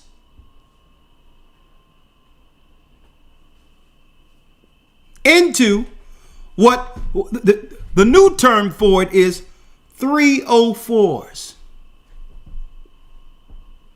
Okay. For those who don't know, that's actually the police number for when they're told to clean off a corner. Okay. We have someone we taken down, we're booking him on a 304 because he was walking the strip. And upon her foreheads was a name, Mystery Babylon the Great, the mother of harlots. who will sell themselves for nothing, devalue themselves, was the spirit they was focusing on the same time. The whole time when they were colonizing. The sex trafficking, the abuse of children. All of that comes with this spirit, folks. Because think about it. How does Satan get more agents? Well, if you have someone who's been indoctrinated with the spirit of harlotry, there's no man to bring structure or to raise up the sons and daughters right. And now they are at the behest of the streets. And they become dysfunctional. And now, being dysfunctional with sin in them, Satan have new servants from one generation to the next for himself. Because there's no structure, no man. So the children automatically become what? Dysfunctional. Mentally ill. Utilized as servants against those who would believe in God and the Bible. Are you following me here? And upon her head was a name written, Mystery, Babylon the Great, the mother of harlots, and what? And the abominations of the earth. And the abominations of the earth. Everything that's wrong, everything against God is what they would push. What this harlot would push. And we're going to identify her because she's part of Satan's, Lucifer's family. 6. Verse 6, and I saw the woman drunken with the blood of the saints. Drunken with the what? With the blood of the saints. So those who accept this ideology of the woman are programmed to what? Kill the true saints of God. The people of God, we're the saints. Psalms 55:6 says the saints are those who have made a covenant with the Most High through sacrifice. There's no saints in the Roman Catholic Church. We're the saints of the Almighty. And now we know the objective of this indoctrination is to what? Is to feel negative about God's people and to wish death on God's people. See this? So that's why you have to break down the mystery of iniquity, because it comes with an ideology against us. A hatred against us. This is why you can say you're a Muslim, you can say you're a Christian, you can say you are a Satanist or a non-believer, and the world will accept you. But tell the world you're an Israelite and see what happens.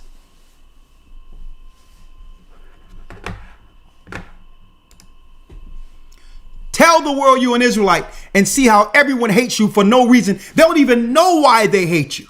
Because what? The Bible is saying that with this understanding, I must treat you according to God's law. You would think they would embrace you, right? Not knowing anything about what you believe, they'll hate you or feel negative about you. Why? They've been indoctrinated with the harlot. Subconsciously, they've been programmed to rival anyone who would come with the truth concerning the God of heaven, the true God, the true Christ. They don't even know why they don't like you. It's the indoctrination. Now, how is the indoctrination instilled? Jeremiah, Elder Lawyer, 44. Now, how do they instill that secret indoctrination against the heavens and against God's people? How do they materialize that? How do they get that within the subconscious of so many people at once? Listen to this. Jeremiah 44, Elder Lawyer. Yes, sir. And let's start at 15. Let's start at 15, yes. Yes, sir. Jeremiah 44 and 15. Jeremiah 44, verse 15. Read it. Then all the men which knew that their wives had burned incense unto other gods. Then all of the men which knew that their wives had burned incense unto other gods. And all the women that stood by, a great multitude. Now these gods are the gods that fell in the beginning under Lucifer. You got the old gods and the new gods. You had another set of gods who fell during the time of Jared, during the time of Enoch, pre-flood. And all the women that stood by, a great multitude, read.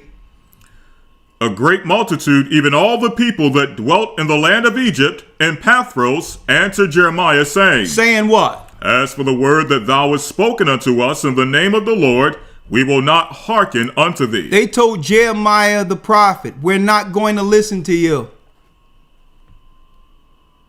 Our people, during the time of Babylon, being warned by our God through a prophet, they says, we're not going to listen to you. They were mad. And I'm not speaking about angry mad either. They were indoctrinated, folks. With what? Read.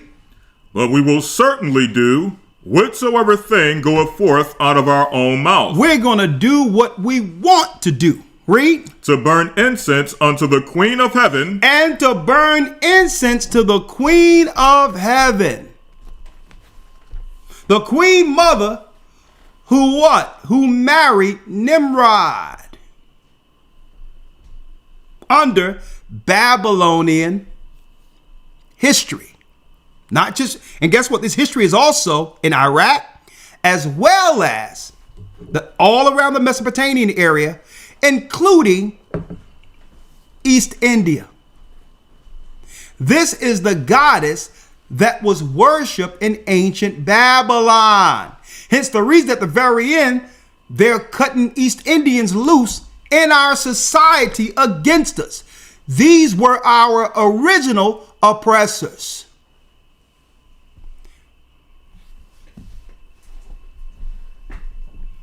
So they'll bring people over with these negative sentiments who have always warred against the children of Judah. Okay? The tribes of Judah, excuse me. To burn incense unto the Queen of Heaven, read. And to pour out drink offerings unto her. And to pour out drink offerings unto her. Now listen to this. This is the reason why I'm bringing this out. Because this is how Satan can now have control over so many people within the world with no worries against them rebelling at all. Because he's in their consciousness under this original religion. And now, if you believe anything according to that religion, you're controlled by the wizards at the Vatican. And the rabbis, the top rabbis that are on the other side, operating under Jewish mysticism. You're easily controlled. Only thing they have to do is have you fall into one of these religions, and they can control you from the outside. See? And one of the religions is what? You must believe in the Queen Mother of Heaven, right? And to pour out drinks unto her, like you do what? On Christmas, Easter, the goddess of star, on Sunday when you worship. That's why the churches are filled with women. Women don't even understand why all of them are in these churches with no men, and they don't care about it. But if listen, men ain't gonna show up at a place where there's all men and no women. Like, listen, no, I'm out of here. Okay? You go into a place where there's all men and no women, get ready for a disco ball to come down and something weird coming out of the bathroom. Okay? Men don't operate like that. Women can be in these places, these temples, don't even understand why they're there. Why? Because they haven't broken free from the indoctrination. Something is in their mind keeping them there.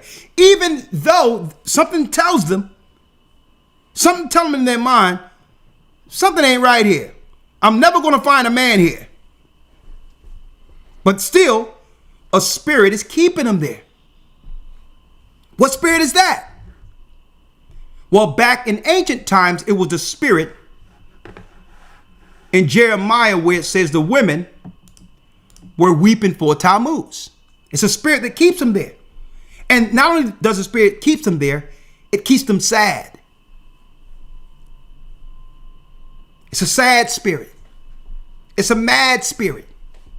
And guess what? They intentionally need that spirit to weaponize that spirit against society once they leave the temple. All right? Let's go back. Yes, sir. Verse 17. Come on. But we will certainly do whatsoever thing goeth out of our own mouth. We're going to do what we want to do. To burn incense unto the Queen of Heaven, and to pour out drink offerings unto her, as we have done, we and our fathers, and our kings, and our princes, in the cities of Judah. And this is why the Most High took Judah down, because we began to worship the deity. That's part of the satanic trinity. That's the trinity they're teaching in the Christian church right now, is the indoctrination.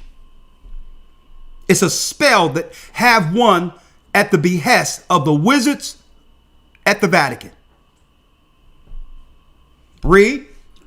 And in the streets of Jerusalem, for then had we plenty of victuals, and were well, and saw no evil. Read. But since we left off to burn incense to the Queen of Heaven. Since we left off to burn incense to the Queen of Heaven, that's Christmas, that's Easter, that's Sunday worship, that's Mass, and all these other things that they're doing. It's to the Queen Mother of Heaven. It's to a goddess that fell to the earth and hatched on the river Euphrates as a goddess. And guess what? Because she was hurled in tandem with Lucifer, her whole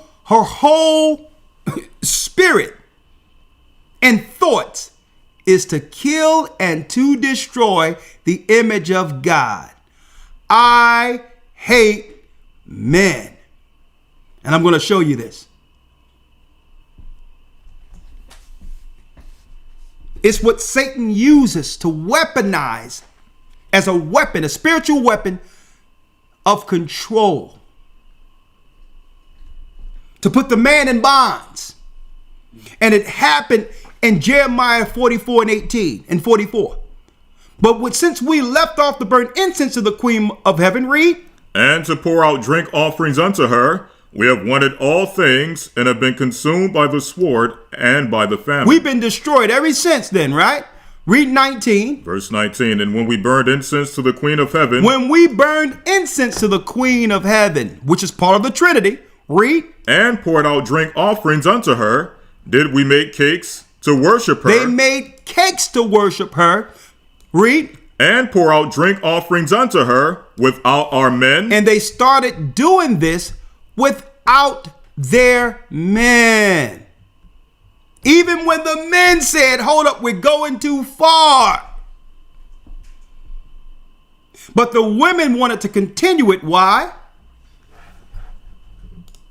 Because it's in a woman's nature to nurture. Not only to nurture for children and all these other things, but she's a socialite. She loved to do these parties and all of this to show her love towards her family. And through these traditions, the power structure made it convenient to do it only on these particular times to worship Lucifer. Christmas, Easter, Sunday worship. Now, what's this? I gotta turn this Apple thing off. Folks, I got a new computer. I apologize for this. Sometimes I gotta turn off whatever this feature this is that just goes off by itself. Okay? I gotta call our tech guy and find out why fireworks pop up, balloons pop up, but I'm not gonna let that distract me here. Maybe when I say it party. Yeah, I guess so it's voice activated? It's voice activated. Okay, we're going to kill that voice activation. AI need to go. Listen, AI is from hell, okay? Mm-hmm. Now, let me go back here. And it says, and when he burned incense to the Queen of Heaven and poured out drink offerings unto her, did we make her cakes to worship her? And read. And pour out drink offerings unto her. And pour out drink offerings unto her. Without our men. Without our what? Without our men. Without our men.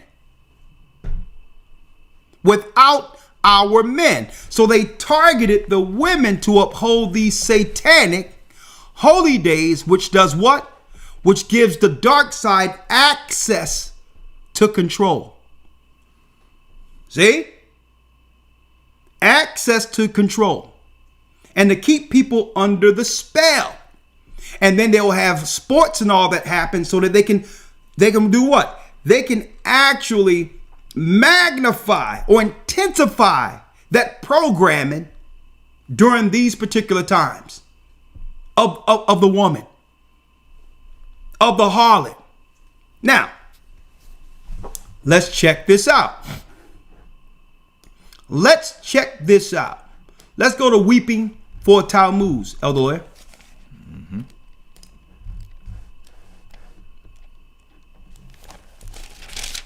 Ezekiel 8 and 14. Ezekiel 8, verse 14. Let's read it. Yes, sir. Then he brought me to the door of the gate of the Lord's house. Okay, you at Ezekiel 8? Ezekiel 8. Yeah, that's Jeremiah. Okay, Ezekiel. Okay, I'm sorry. Ezekiel 8 and 14. Let's read it. Then he brought me to the door of the gate of the Lord's house, which was toward the north. Which was toward the north. And behold, there sat women weeping for Tammuz. And there sat women weeping for Tammuz. Tammuz is the virgin child of the queen mother of heaven, Semiramis. See? And this is 500 years before Christ. This has nothing to do with Mary and Jesus. But these are the deities that's in the consciousness of those who believe in Christ, whether you Hindus, whether you Muslim, all of them are still following these same deities in some form of fashion. It's Tammuz, the virgin child of Tammuz. It has nothing to do with Christ and Mary, folks. It's a spiritual mechanism that have the Vatican controls people that leads to the fornication and wickedness that we see on earth. And the only opposition to that are those who would follow God's law. They brought me to the door of the gate of the Lord's house, which was toward the north. And behold, there sat women weeping for Tammuz, the virgin child of the queen mother of heaven. Now that's what the Catholic Church and the Christian Church are really worshiping. And I'm going to tell you how you know that they're worshiping it. You can show them in the Bible and show them and tell them, well, okay, the Bible says, remember the Sabbath to keep it holy. On every calendar, it have 7 days. And on their calendar, the seventh day is Saturday. But they'll argue you down on why they're doing it at a time God said don't. See? That's anti-God. They got the spirit of the harlot in their mind. They're being controlled by Lucifer and the deity. See that? You're following that? Now let's go to the priest, Elder Lawyer. Yes, sir. Verse 15. Verse 15. Then said he unto me, Hast thou seen this, O son of man? Turn thee yet again, and thou shalt see greater abominations than these. He says, turn again. I'm going to show you something greater than the women in a building by themselves crying, no men around, after this child that they claim died. This is why the Christian churches are filled with all these dark emotions and all these others. When Christ lives, folks, Christ resurrected. Christ has full power from the throne. What are you crying about? What are you there crying? Oh, Jesus, he died. No, Christ lives. You're under a spell. And usually they can control people with this indoctrination in them through emotions. Through emotions. They'll move your emotions so that you cannot think logically. Okay? That's how they control you. So they'll do something emotional just as a form of control over you. Now you understand that the spirit of the harlot or the woman has entered or takes precedent. You have grown men in church standing up. And let me tell you, they can have guns up here. They can have muscles up here popping out of their neck. And they'll be standing there in a Christian church with their hands up crying in front of all these people. Their sons looking at them, their daughters looking at them, and they're sitting there crying like this, overcome by emotion. That's not a man. That's not the spirit of a man, folks. That's the spirit of a woman. So the whole vibration of taking on that spirit of the woman is to make men weak, subservient, prisoners to their emotions. And indirectly, they can control you even when you leave the church through the same mechanism. Now, a man should have empathy. A man should care. But it's out of balance. Right? And now what we have? Nothing in church but women in these churches, women and soft men. That's the spirit of the Queen Mother.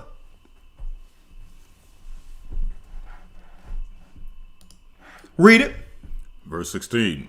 And he brought me into the inner court of the Lord's house, and behold, at the door of the temple, between the porch and the altar, were about 25 men. 25 men. With their backs toward the temple of the Lord. That means they turned their back on God. Read. And their faces toward the east, and they worshiped the sun toward the east. So they're already in the east. So this doesn't have anything to do with you being over here standing up towards the east to pray. They're already in the east. What it's saying is they turned their back towards the sun while in the temple to worship the sun god as well as the goddess. That's the Christian church, folks. That's your Sunday worship. That's a greater abomination than what the women were doing. Where the men begin to turn their back on God and do service to the god and goddesses of the sun. This is why the Most High took Jerusalem from our forefathers. We began to worship the fallen gods. Now, check this out. Indirectly, they can control you if you are indoctrinated with the spirit of the Queen of Heaven. Let's talk about it for a minute. Let's relate that. Let's go into it in our current time. Queen of Heaven. Queen of Heaven in antiquity. Right?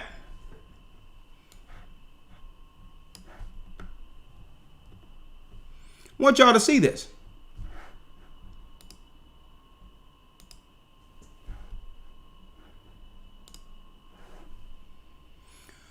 Queen of Heaven. Who do that look like, folks? A matter of fact, let me slide it over so you can see it.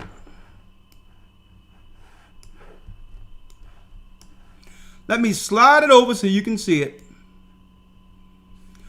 Who does that look like, folks?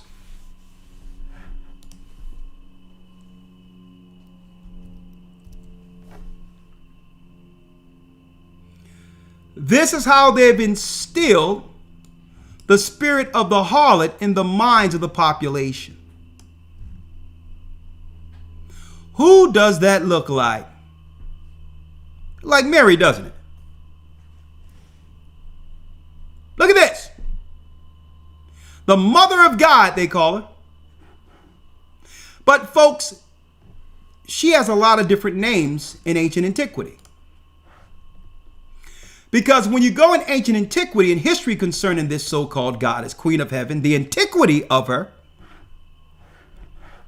when you break down the antiquity of her now, right, you find something different. They says what? For the Virgin Mary, see Queen of Heaven. Virgin Mary. But how can you have a Virgin Mary 500 years before Christ was born? So who are they truly worshiping? Queen of Heaven was a title given to the number of ancient sky goddesses. Sky goddesses. There were female angels that fell too, folks. Worship throughout the ancient Mediterranean, ancient Near East, goddesses known to have been referred by the title include Anana, Anat, Isis, Nut, Asterith with this what? Asterith, which is Nimrod's mother / goddess, and possibly Asherah. So I tell you that the prophet Jeremiah even talked about this ideology that led to destroying our families and communities because our women wanted to stay under the Babylonian traditions. They did it without us. The same way if you were to get into a relationship today and you tell a woman you don't celebrate Christmas, there's a fight. They don't even understand that they've been indoctrinated by the harlot.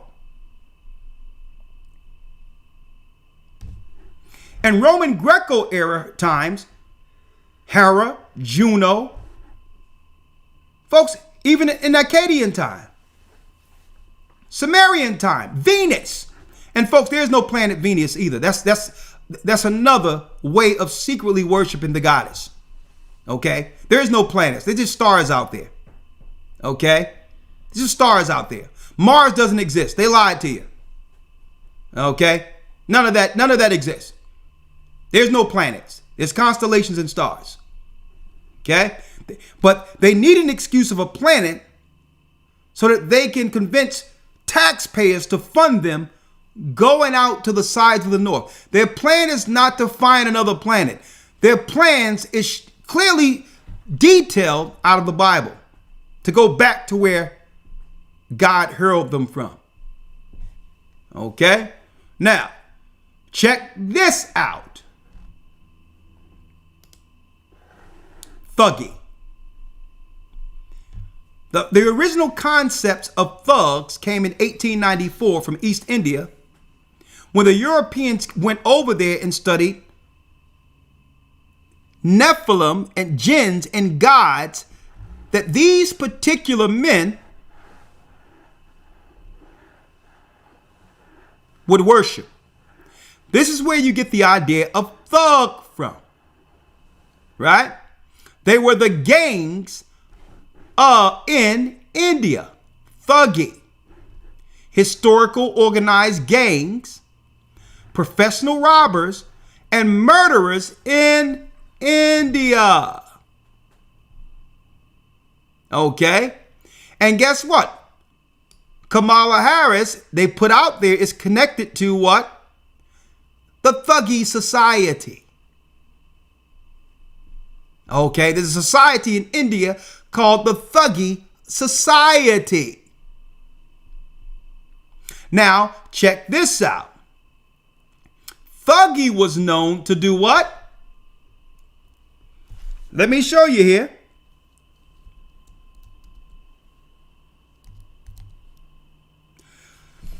It tell you they usually murdered their victims by strangling using a handkerchief as a tool. The Thuggy were believed to practice their killings as a form of worship to the goddess Kali.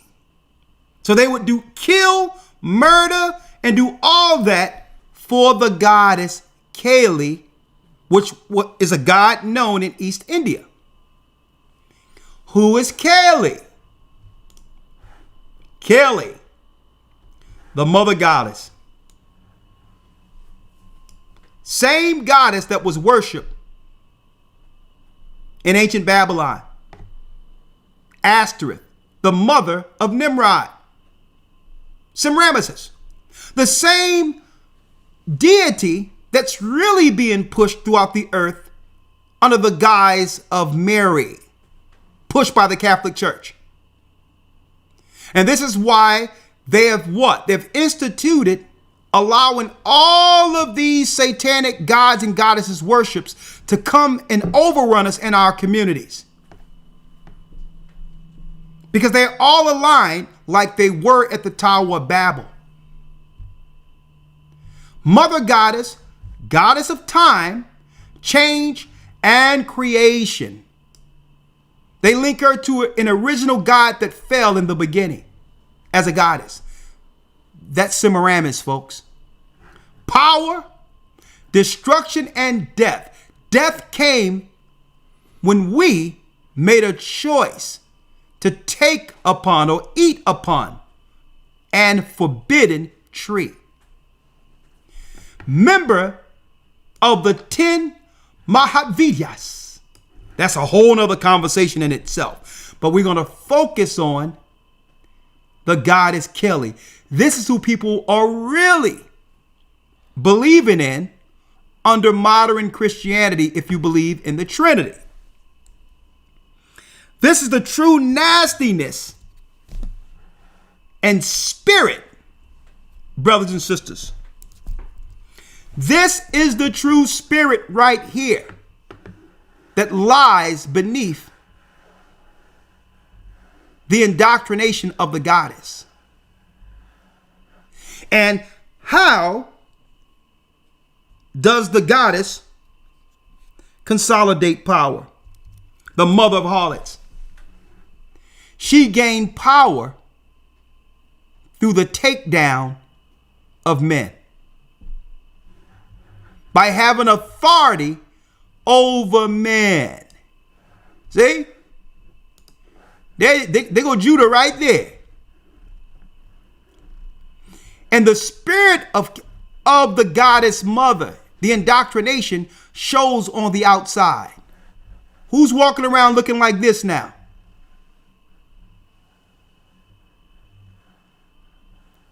Look and look good. Huh? Around her neck is the head of men. Men will murder for her. Thugs will murder for her. Go to jail. Die for her. And she's empowered because why? These men stole, killed, and destroyed for me. How great of a goddess must I be? If men are standing in line. And what this represents around the neck are all the men who cared for her and loved her and would protect her. She stayed alive, but the rest of the people who would protect her are dead or in jail. Sitting on many waters, and they have directed this spirit of empowerment within all Western society. That's what we're really witnessing, folks. The mystery of iniquity isn't just Lucifer. See, it's the indoctrination of the Queen Mother.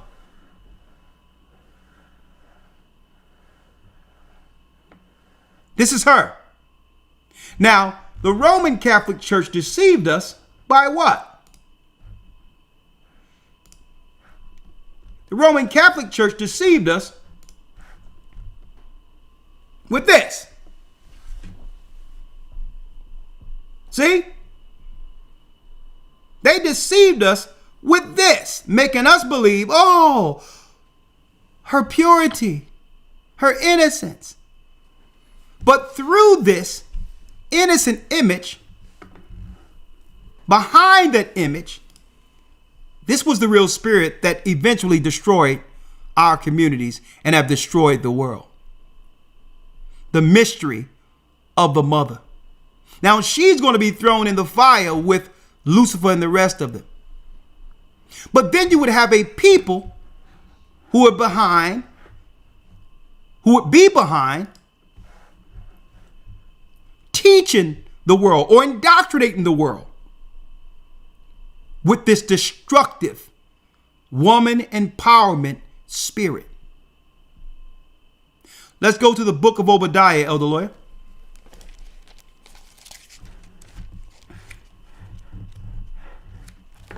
There will be a people pushing this as a form of social warfare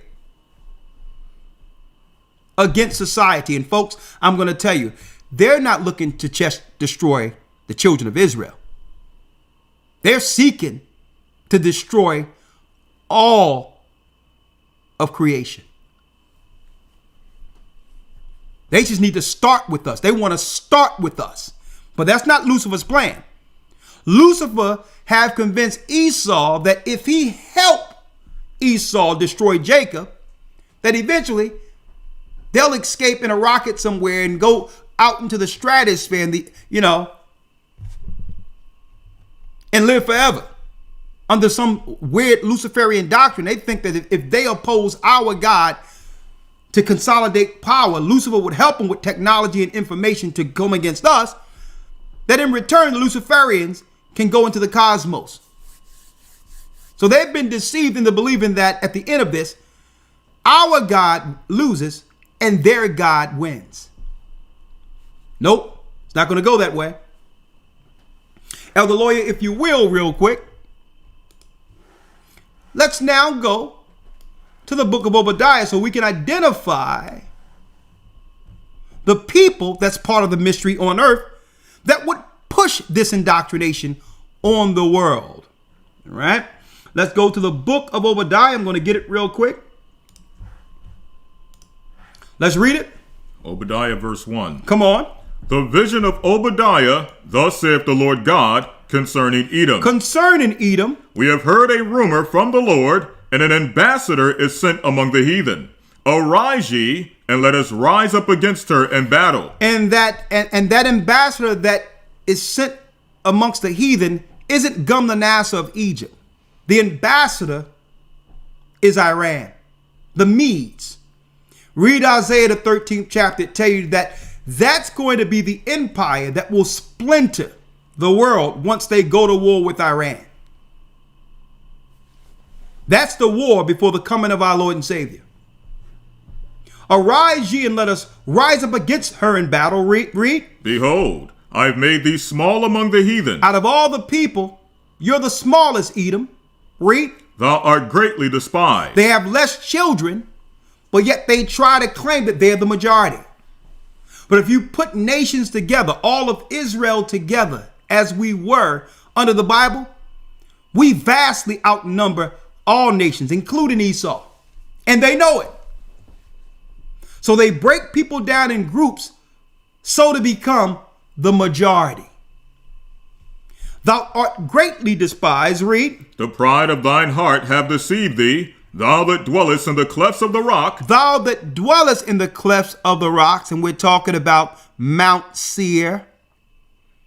They want us to focus on the Caucasus Mountains, which actually goes into some historical science crap about how they turned white. That's all garbage. Mm-hmm. They come from Mount Seir, right outside of Israel, right outside of Jordan.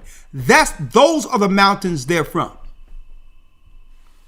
The pride of thine heart have deceived thee, thou that dwelleth in the clefts of the rocks. Whose habitation is high, that saith in his heart, who shall bring me down to the ground? Read. Though thou exalt thyself as the eagle. Every place they go, since the Roman Empire, they would leave their emblem, which is the eagle. You look at England, the eagle. Russia, the eagle. Ancient Rome, the eagle. America, the eagle. Every place they colonize and they come with that eagle, they also come with the indoctrination of what? That whore that sitteth on many waters, like the Bible states. They're not just looking to colonize for power and for control. Okay? They're also looking to indoctrinate people so that they can have generational control through their indoctrination, from the indoctrination through religion. so that they don't have to keep killing over and over again. They can indoctrinate you, and now the people become obedient servants through their traditions and or religions. You got it? Whose habitation is high, read. Whose habitation is high, that saith in his heart, who shall bring me down to the ground? And they say in their heart, who shall bring me down to the ground? Read. Though thou exalt thyself as the eagle, though thou set thy nest among the stars. Though thou do what? Though thou set thy nest among the stars. Though thou set thy nest above the stars. Israel space program, America space program, they're showing you outright they're Esau. Outright, they're showing who they are now. That man of sin has been revealed. The mystery of iniquity was working the whole time. Thence what? Thence will I bring thee down to the ground, saith the Lord. And when you start going out in heaven, above the firmament, that's the beginning of the end for your empire. For your empire. That's heaven. You done trashed the earth and you think the Most High is going to allow you out there? The Bible is identifying Esau, folks, and his secret objectives under Satan to go out in space. This is the true plan. This was their plan since the beginning. And some people might ask, well, why don't they just do that? Why couldn't they do that? Well, Satan could not do that unless he could first have man volunteer to do all the work in earth to achieve the technology to get out there. See? So men had to become servants under his ideology to help him. Because since he was hurled to the earth, he subjected to what? The elements of earth to help him out. And it takes man's strength to actually go into the earth, to actually get all the minerals and get all the elements and all that, and technological wise, to get there. So he had to indoctrinate the earth into believing what they were doing was right. He'll break you off a little something, but help me out of here. That's the true plan. But folks, it's not going to work. Because why? Think about this, folks.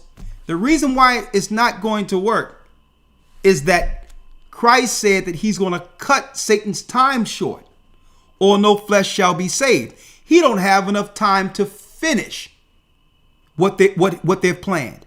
Now, if he did have that time, he would make it out before the consummation. But Christ, Matthew 24:22 said, well, since you're using your technology to speed things up, I'm going to cut the time you think you have. But not before millions upon millions of men, women, and children on earth die.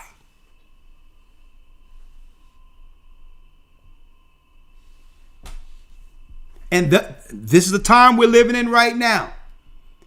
Satan, angry now, have now turned on the world and say, well, listen, if you don't let me out of here, there'll be no people for you to return for.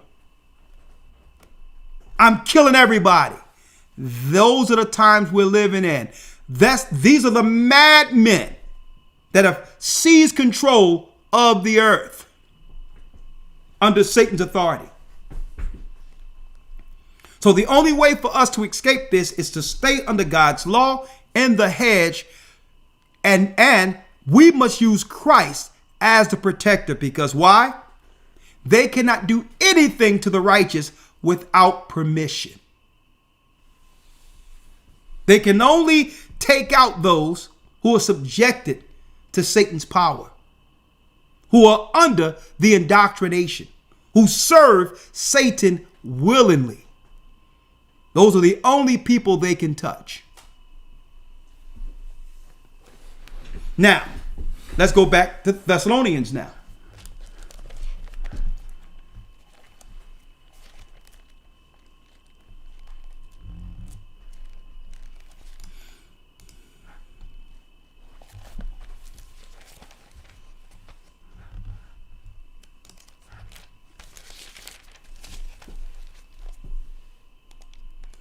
Second Thessalonians. And read the 5th verse for me, if you will, Elder Lawyer. Yes, sir. 2 Thessalonians 2 and 5. All right. Let's do that. Let me grab that. Oh, you want the 5th chapter or the 5th verse? The 2nd chapter in the 5th verse, Yes, right? Let's read that. 2 Thessalonians 2 and 5. Yes, sir. Remember ye not that when I was yet with you, I told you these things? Come on. And now you know what withholdeth, that he might be revealed in his time. That he might be revealed in his time. Read. For the mystery of iniquity doth already work. That means don't go out there looking for something prophetically to happen in the future concerning this evil one. Okay? It's working right now. They're in control. The Jesuits and all of that. They've already indoctrinated you with the what? With the ideology of the harlot, pushing the Virgin Mary, which is a lie. It's an anti-male, anti-man ideology. That doctrine in of itself teaches that what? A woman don't need a man. That doctrine teaches women that she didn't have a man and she brought forth the Savior.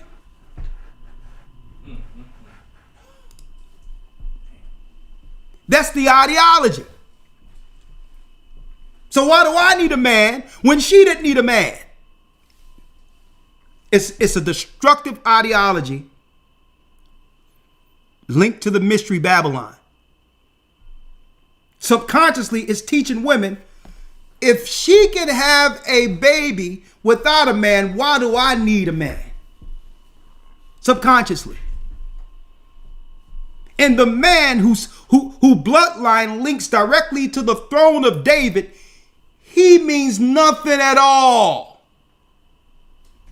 It's an anti-man doctrine. See? And these are the whole thing is why we see it. It materialized to what we see in the earth today. That was really the subliminal message in the doctrine.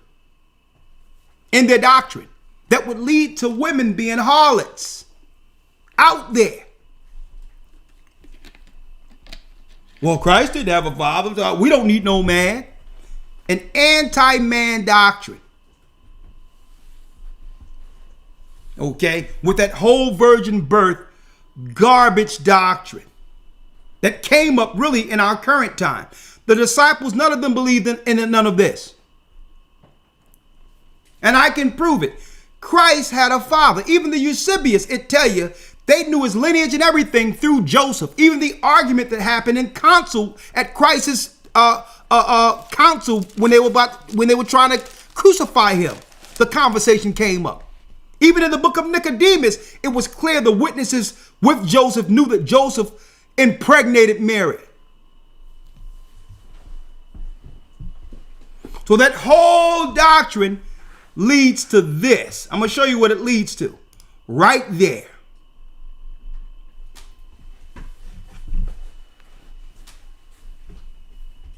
Right there. It's bearing out what their plan was the whole time subliminally, to do away and get rid of man so there'll be no one left to protect the family. And it's part of the mystery they hide. Because they secretly weaponize one side to destroy us internally. Because all they have to do is indoctrinate the women with this. And guess what, folks? The wizards can control your house. From where? Let me show you. They can control your house. Let me get it here.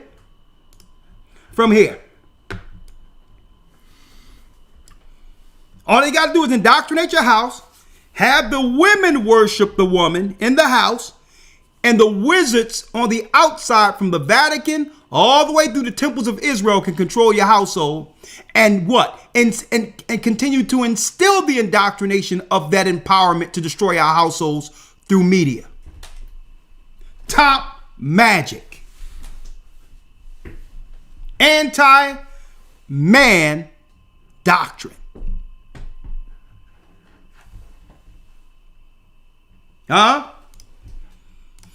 Let's read, Elder Lawyer. For the mystery of iniquity doth already work. Yes, sir. For the mystery of iniquity doth already work. Come on. Only he who now letteth will let until he be taken out of the way. Until he be taken out of the way. So the Most High is going to allow them to do this until the number is sealed, which is 144,000. He's going to allow them to do this until that number is filled, and that's when Christ returns. Read. Verse 8. And then shall that wicked be revealed. And then that wicked shall be revealed. Whom the Lord shall consume with the spirit of his mouth, and shall destroy with the brightness of his coming. Read. Even him whose coming is after the working of Satan. Now, whose coming is after the working of Satan? Who's pulling the levers on earth for him? One might ask. Whose coming is after the working of Satan? Well, let's see. Revelation 2, verse 9, and we'll go back to the chapter. Yes, sir. Revelation 2 and 9. Revelation 2, whose workings is after Satan. That means who's initiating Satan's program that's going to help him out off this earth, or the initiative to destroy mankind and to go out into the cosmos. Who's helping him on earth? Whose working is after Satan? Revelations 2 and 9, let's read it. I know thy works, and tribulation, and poverty, but thou art rich. So the Most High know the hell we're going through on this earth as God's people. Suffering. Read. And I know the blasphemy of them which say they are Jews. Which say they are who? Which say they are Jews. Not the ones who know they are, but who say they are. What? Which say they are Jews, and are not. And are what? And are not. This is why they don't believe in Christ. What? And are not. And are not. But what? But are the synagogue of Satan. But are the synagogue of Satan. Synagogue means chief house. These are the servants of Satan, working in secret against the children of Jacob. So you can look for an antichrist if you want, or you can listen to this lesson and understand the antichrist and his plan has been revealed today with the mystery of iniquity. The Bible's exposed it all. And this is why they try to teach you in your colleges, don't deal with the Bible. When the Bible exposed those who built those satanic conclaves that would separate our people from God using what they call education. Well, the Bible says the wisdom of this world is foolishness with God. Let's go back to Thessalonians. 2 Thessalonians 2 and 9. Let's do it. Even him whose coming is after the working of Satan with all power. Hold on, let me get it here. I'm sorry about that. Yep, let's do it. 2 Thessalonians 2 verse 9. Come on. Even him whose coming is after the working of Satan. The working of Satan. With all power and signs and lying wonders. All what? All power and signs and lying wonders. The technology like dropping the bomb. Right now, they're using the politics as a guard. Have us looking this way while people are getting bombed and killed right now. The lying wonders, how they'll tell you out nowhere, oh yeah, you better watch out for this and watch out for that. Liars. And every initiative that they come out with at the end of the day, it's what? The children of Israel, the poor people in our neighborhoods, burying family. Lying wonders using media. Read. Verse 10. And with all deceivableness of unrighteousness in them that perish. And them that will die. And it says all the deceivableness of unrighteousness, because people don't want to listen or come back to the Bible. In them that perish. Because they receive not the love of the truth. You try to tell your family what's right and they don't listen. That they might be saved. That they might be saved because they don't want to listen. Guess what? Read. And for this cause, God shall send them strong delusion that they should believe a lie. Well, if you don't want to believe the God of this world, then you're going to believe. I mean, if you don't want to believe the God in heaven who made you, you'll have no choice but to believe the God of this world. You're at the behest of their programming. Everything they say on the news, you'll do. You're at the behest of their witchcraft. Everything they tell you to do, secretly you'll do it. Because you don't want to believe the true and living God of this Bible. So this is why you can't convince your family members. Because they've already tied themselves to a servant, Satan. So God says, okay, I'm telling you what's up. I'm telling you what's going on. And for this cause, because you don't want to listen to me, God shall send them a strong delusion. And most people who believe that delusion that happened in 2020, 21, 22, a lot of them aren't here with us anymore. Because you believe the synagogue of Satan. The 12th verse. Verse 12, that they all might be damned. That they all might be damned. Who believe not the truth. Who believe not the truth. But had pleasure in unrighteousness. But had pleasure in unrighteousness. And that's why your family and others don't want to listen to you. It's not that you're not, they know you're telling the truth. But there's something about what they're doing that they know is against God that they don't want to change. And if they receive the truth, their conscience would prick them. They would have to make a choice. So they'll say, listen, that's garbage. I don't want to deal with it. But really, they don't want to deal with it because there's something in them, which is sin, that they refuse to let go. And that's another thing. Through sin, that's right, through sin, the puppet masters control. These guys are straight warlocks and witches. Right here. They don't have to be in your house to control you. They can indirectly control you based on the indoctrination that started with Babylon.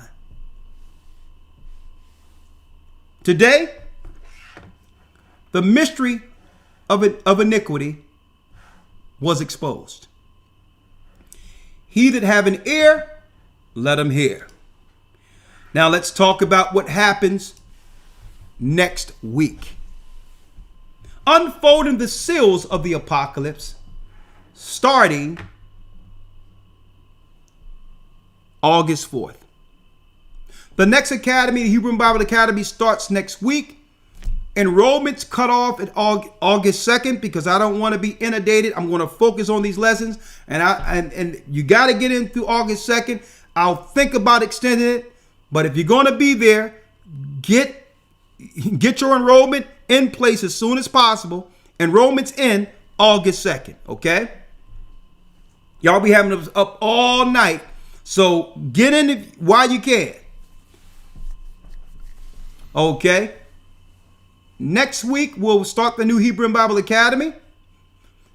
And August 4th at 9 a.m. Secure your spot.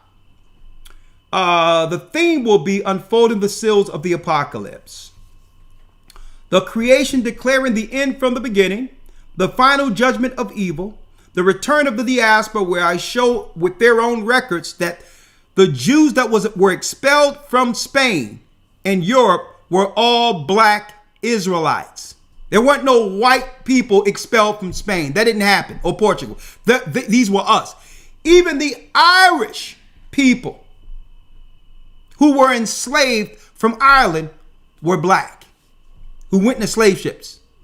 It was the Roman Catholic Church rounding up Israelites who refused to bow to the Vatican. The judgment of modern day Sodom and Gomorrah, the kingdom of God. and I'm going to go into exposing. We're going to go into exposing the secret oaths of the Jesuits.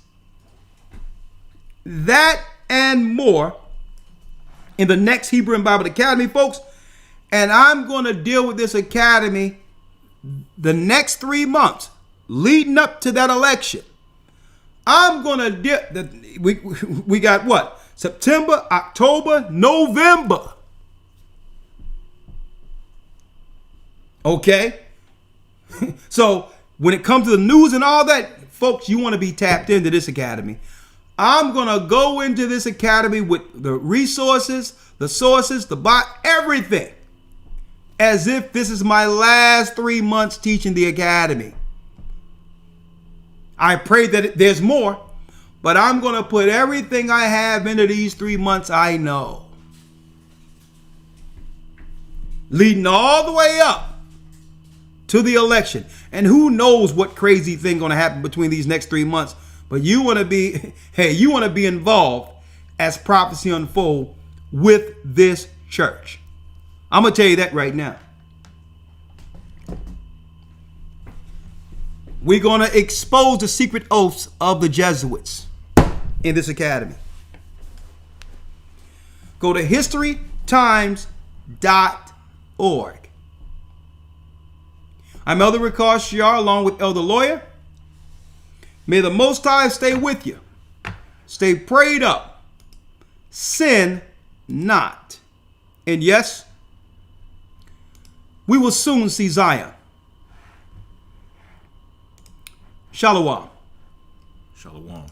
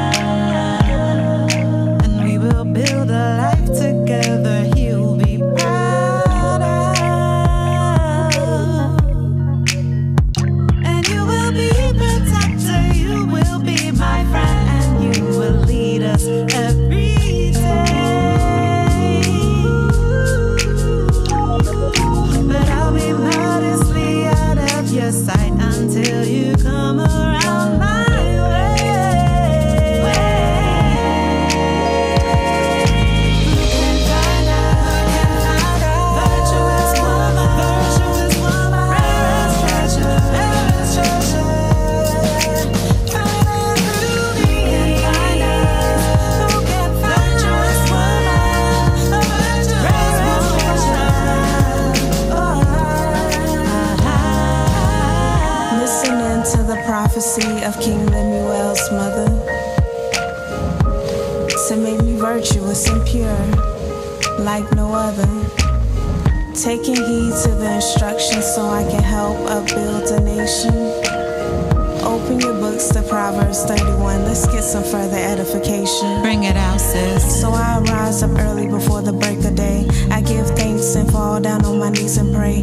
Gird in my loins and strengthen my arms. My candle stay lit all day long and getting dressed before I see the sun. Rebuking idleness and getting things done with wisdom and kindness all in my tongue. And I shall rejoice till my time to come. Favor is deceitful and beauty is vain, but I fear a higher, so I shall be praised. And the fruits of my hands are praise me in the gates. I want to turn to Proverbs chapter 8. Come on. How the Ruach was daily his delight. She boasts and I hire like a proud wife. And I take her example and apply it to my life as I let go and I submit to Christ. So when my king come, I get it just right. And only a king that makes a queen. With that, you know exactly what I mean. Ephesians 5:22-33. Modestly, I'm waiting for you. When I look in your eyes, I know I came from you. I'm the rib that came from